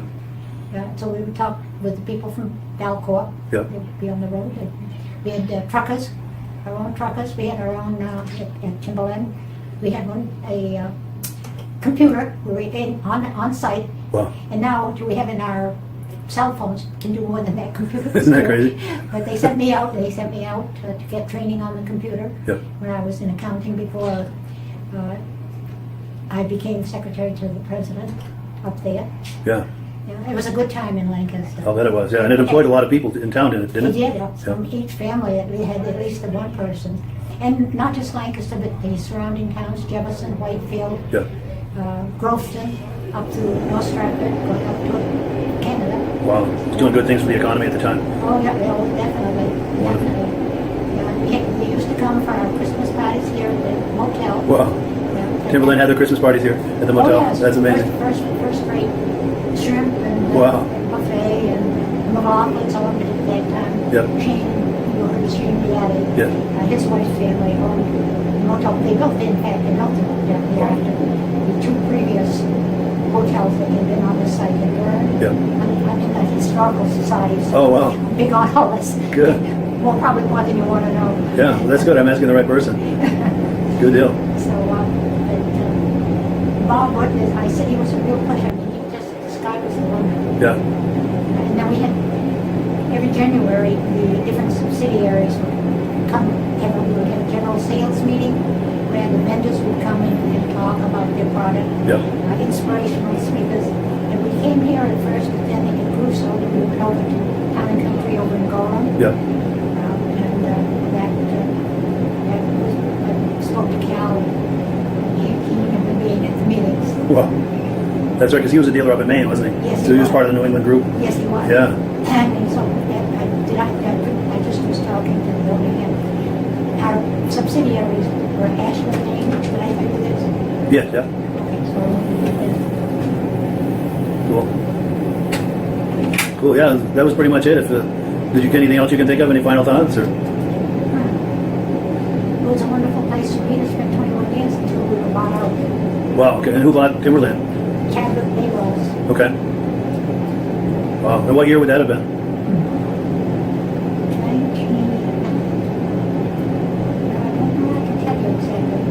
In the 80s or No, no. earlier than that? I should memorize that. Of course, we also sold our dealership with Bombardier prior to that. Yeah. And then Chadwick Bayrolls was, they were interested in the logging equipment. And I'm not good when it is. That's all right. In school, when I went to school, my history teacher specified, you don't need to know the dates, you just need to know where to go and find them.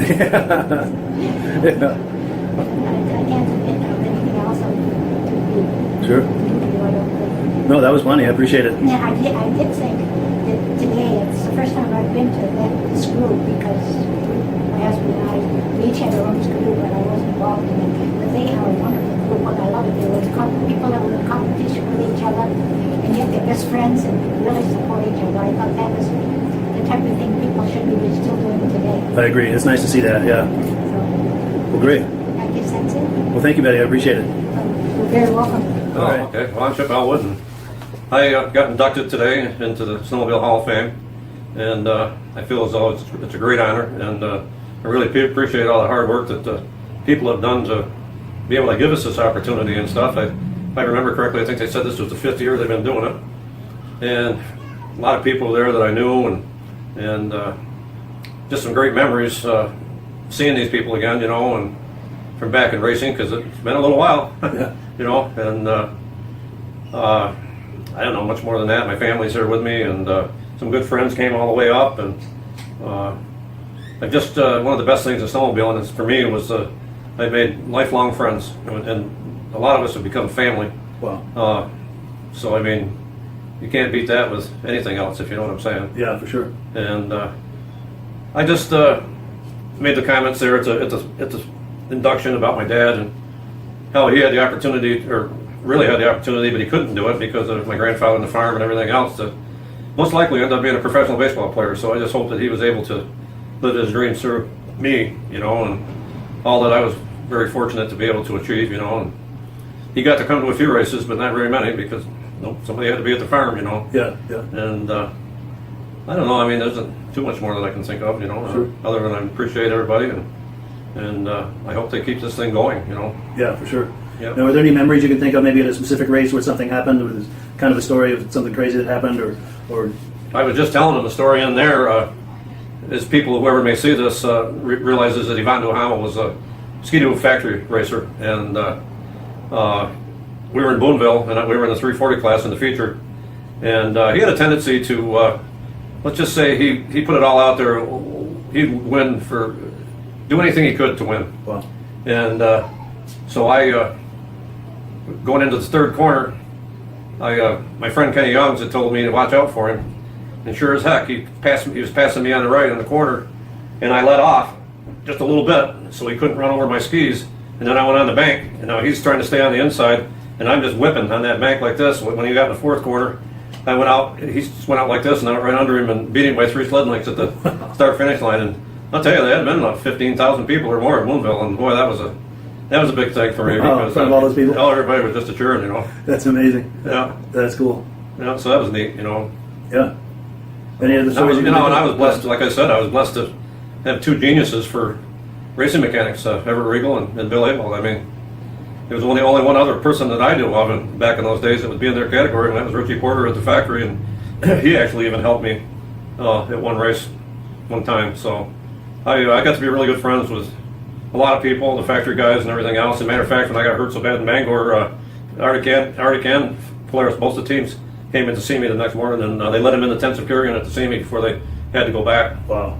So that was pretty neat. And then Arctic I was up there for 11 days, and Arctic flew their Learjet from Thief River Falls, Minnesota, stopped in Syracuse, picked up my dad, and then flew to Bangor, picked me up, took me back to Syracuse Hospital. So I laid there in bed in traction for 13 total weeks.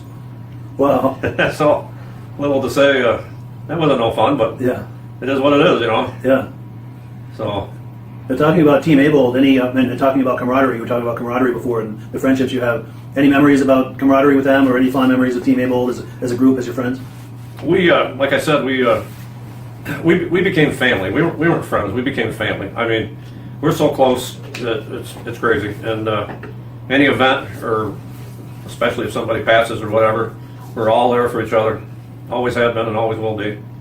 And I mean, we've had some crazy times, you know, racing. I'll tell you, one time I think we were going to Bangor or Lewiston, Maine, one or the other. We had our old bus, and that was back in the 70s when they had the gas crunch. Yeah. And you can only get gas on odd and even days or your license plate number. Yeah. And so we had 2 55-gallon drums of gas in the back of the bus.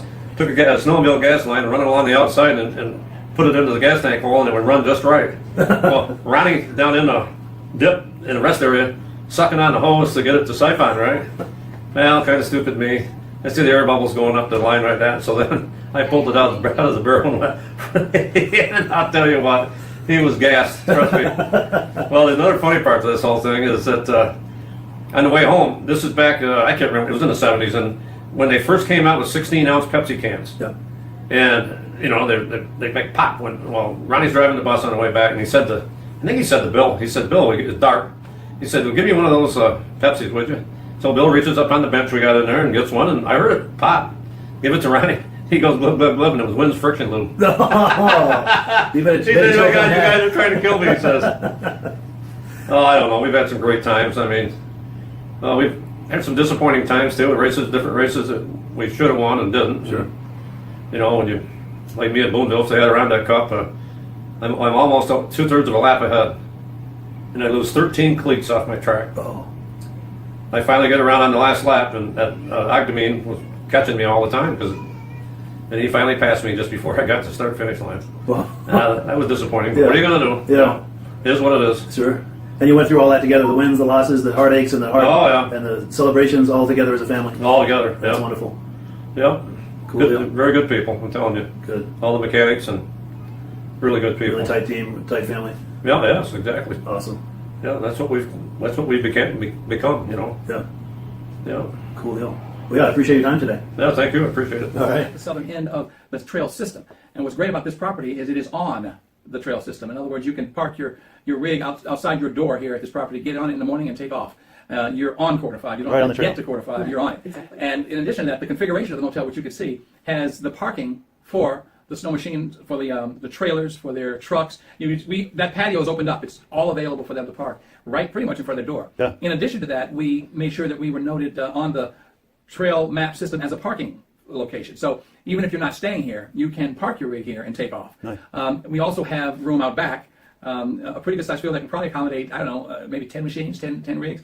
And that's an area that we park their snow machine, trailers, and so on, and they can stay there, either if they're guests of ours for multiple days, or if they're just going to park and ride and then load up and go back home. So we have a way to accommodate probably, I mean, my competition, they're good people, but they don't have the parking capability. They're not on the trail. So we are really set up for the snowmobiling. Yeah. Plus, we have some other options to, I think, accommodate those folks that really want to make a season of snow machining, in that we have a number of rooms that are available as seasonals, Yeah. in that we can, person can make this their condo or their camp. They have a camp in the North Country. Basically, you rent the room for the month, it's your room. Yeah. Or through the season, but I mean, a month at a time, it's your room. You bring up all your stuff, all your equipment, all your clothes, keep it in the room. Throughout the week, it's there. You get off work Thursday night, you get in your car, drive up here, bam, and start. So, you don't have to hook up and pull your equipment and unload. It's all here. Yeah. So it's just an option. That's not going to work for everybody. But there are some people who will find that to be a quick and easy way to have their own property in the North Country. Yeah, for the right person, that's a really Yeah. good situation. Yeah, so Yeah. we have a number of rooms that are set up for seasonals. We have the parking, we have the space, we're on the quarter 5, and most importantly, Ruby and I love snow cheaters. Nice. We had our first season Yeah. in this hospitality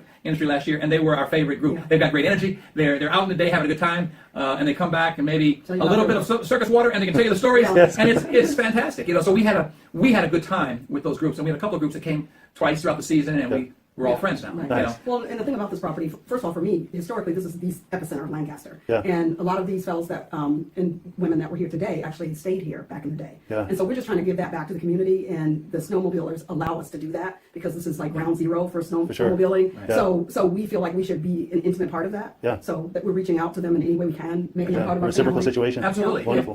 Right. And they can walk. They can walk to town, and our downtown is up and coming, and they can walk to things, and they don't have to. Right.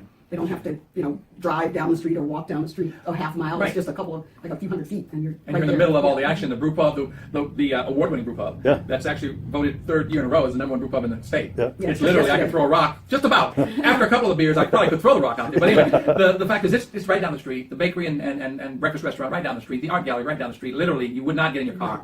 You would walk to those things. They're that close. Yeah. And so having all that, having Lancaster in the palm of your hand, connecting to a property that had a great history with snow machining, and to really re-emphasize what you said, this is where it started. That's true. Exactly. This is where it started, Yeah. And I think we need to reclaim that. Yeah. The same way we're trying to reclaim this motel. Sure. I think we need to reclaim that history. I think it's gone out into the world, and we're sort of forgotten. Yeah. And I'd like to see us, back on the map for that again. Yeah, and people connect their memories to this, and it's a way to reconnect their memories Right, and keep it alive. And Exactly. Absolutely, that's Exactly. right. And so that's what we're trying to do with this motel in general. Yeah.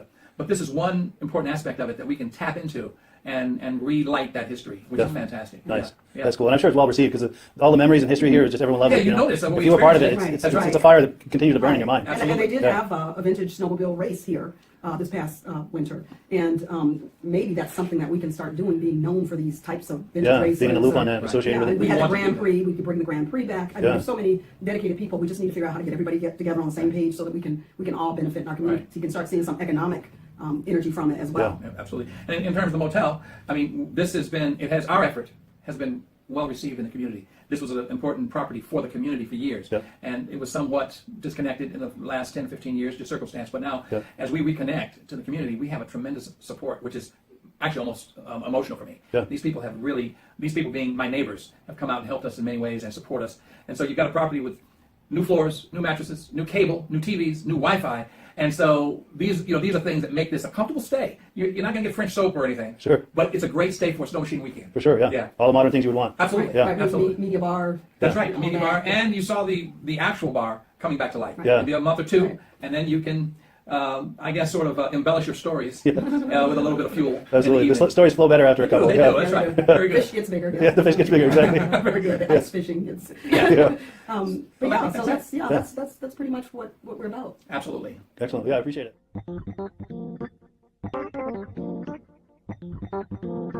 Today on VintageSnowmobileLovers.com, we're in Lancaster, New Hampshire at Crane's Snowmobile Museum.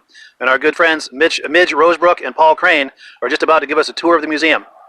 How you doing, guys? Good, good. Good. Before we get started, Paul is the first person in the U.S. ever to ride a snowmobile. Do I understand that correctly? I skidoo. A skidoo, okay. Skidoo only. I wasn't Skidoo. the first to ride a snow machine. I was the first one to ride a skidoo. Nice. American, and first American to ride a skidoo. Nice. In Canada and here. Excellent. Not many people can lay claim to that. I don't believe so. That's amazing. Awesome.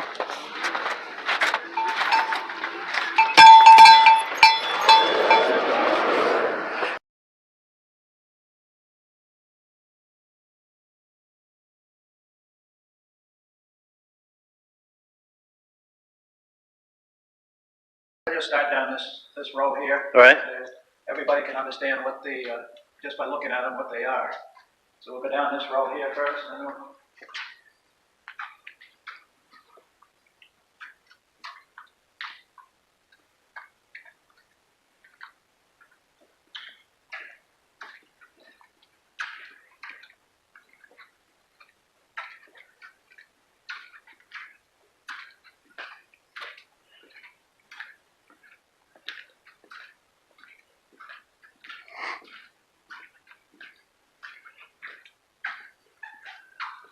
on the end wall here, we have some of the clothing. Most of them are practically mine in the family that rode things. Nice. So these are yours from back in the day, you and your family? A lot of them are. I would say that 80% of them are. Nice. And at the end here is a Scatmobile, which is rare. It's got 3 real big bloom tires. It was made out in Grand Rapids, Michigan, and I met the guy years ago, and he was driving a Stanley steamer up his driveway, and I told him I just picked one of those up and I'm going to start a museum someday, and he said, I'm going to give you something, young man, something that nobody has. My first sign that was put on the factory, and it's a plywood sign. It's a little rough, but I was going to cut the bottom part off or it was rotten, but I just figured it would lose the value of it. Yeah, for sure. Yeah. Wow, that is awesome. That's quite a gift to receive. Yeah. Outstanding. Cool. Then I got patches on the back wall. Oh, yes, yeah. Patches on the back wall. Yeah. And see if I can get in a little closer on that.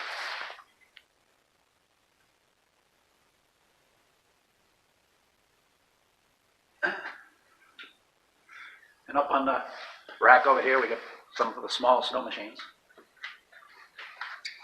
I remember the kitty cat from back in the day. Yep. Then we got the 1926 Model T snowmobile, which is a foot narrower than the average snowmobile. And if you look at the running board, it says snowmobile right on it. Really? Which is rare. Right here on the step. Yeah. Wow. And what year was this, Paul? You said 1920 something? 1926 is the plate. Oh, yes, yeah. Wow. I usually give rides when the snow's deep. I haven't done it this year yet, but I will be. Nice. Then some more mini sleds up top. Sleds on the top. Then over in the corner here, we have some more mini snows plus a couple old sleighs. Nice. And then these are some of the early mass-produced ski-doos? This is a 61 Skidoo with the wooden skis. This is a 61 Skidoo with the replaceable steel skis, because the wooden ones would go out in the field and we'd break them. Wow. Now that first sled that you rode, was it similar to this one, or Just like it. just like this one? Yeah. Wow. But it was a 1960. 1960. Okay. I have one, but I haven't got it over here yet. Okay. It's a 1960.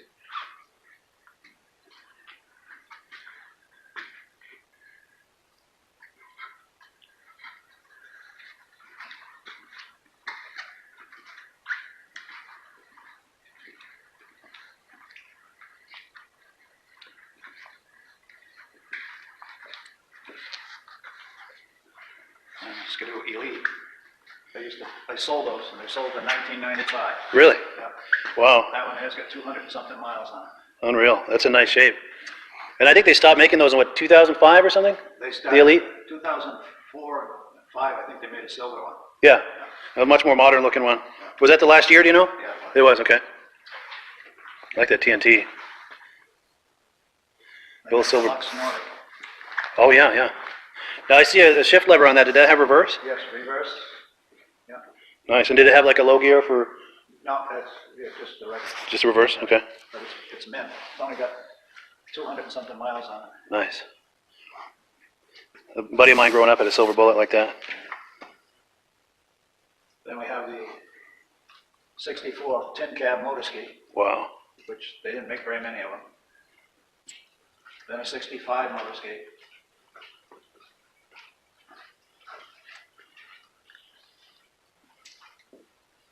Then a racing motor ski, which is a 64 Hurricane.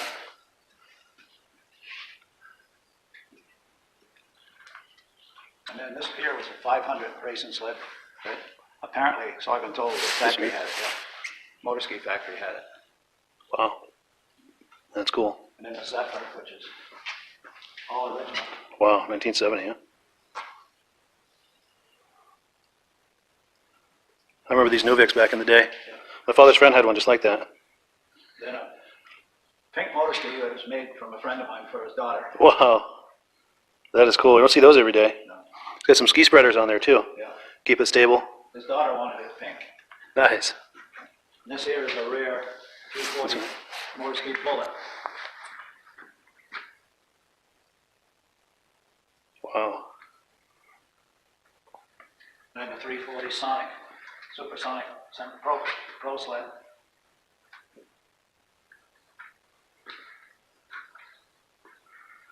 Then the racing Northway. They only made 21 of them. 21, wow. Sleds, yeah. That's a real big hood. Does that mean there's a real big engine underneath? Or? Yeah, it's a 440. 440, yeah. Nice, and this racing cat. Then a 76 Snow Pro. Nice. Yeah. That's one of the cooler looking sleds ever to be on the snow, I think. And then the Husky. Yes, yeah. Of course, the RV, Skidoo RV that they raced in 75. Nice, those are awesome.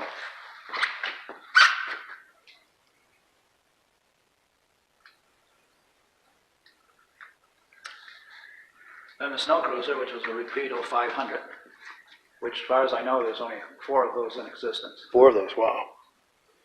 That's amazing. There's one in New Brunswick, I understand. I've seen that one. And I understand there's one up in Peterborough where they came from. And I don't know if the one's still in New Jersey or not, but there was one down there. Nice. We had one like this when I was a kid. It was the consumer model, though, not the Starfire. That was fast. Even the consumer model, the 250, was really fast. Oh, yeah.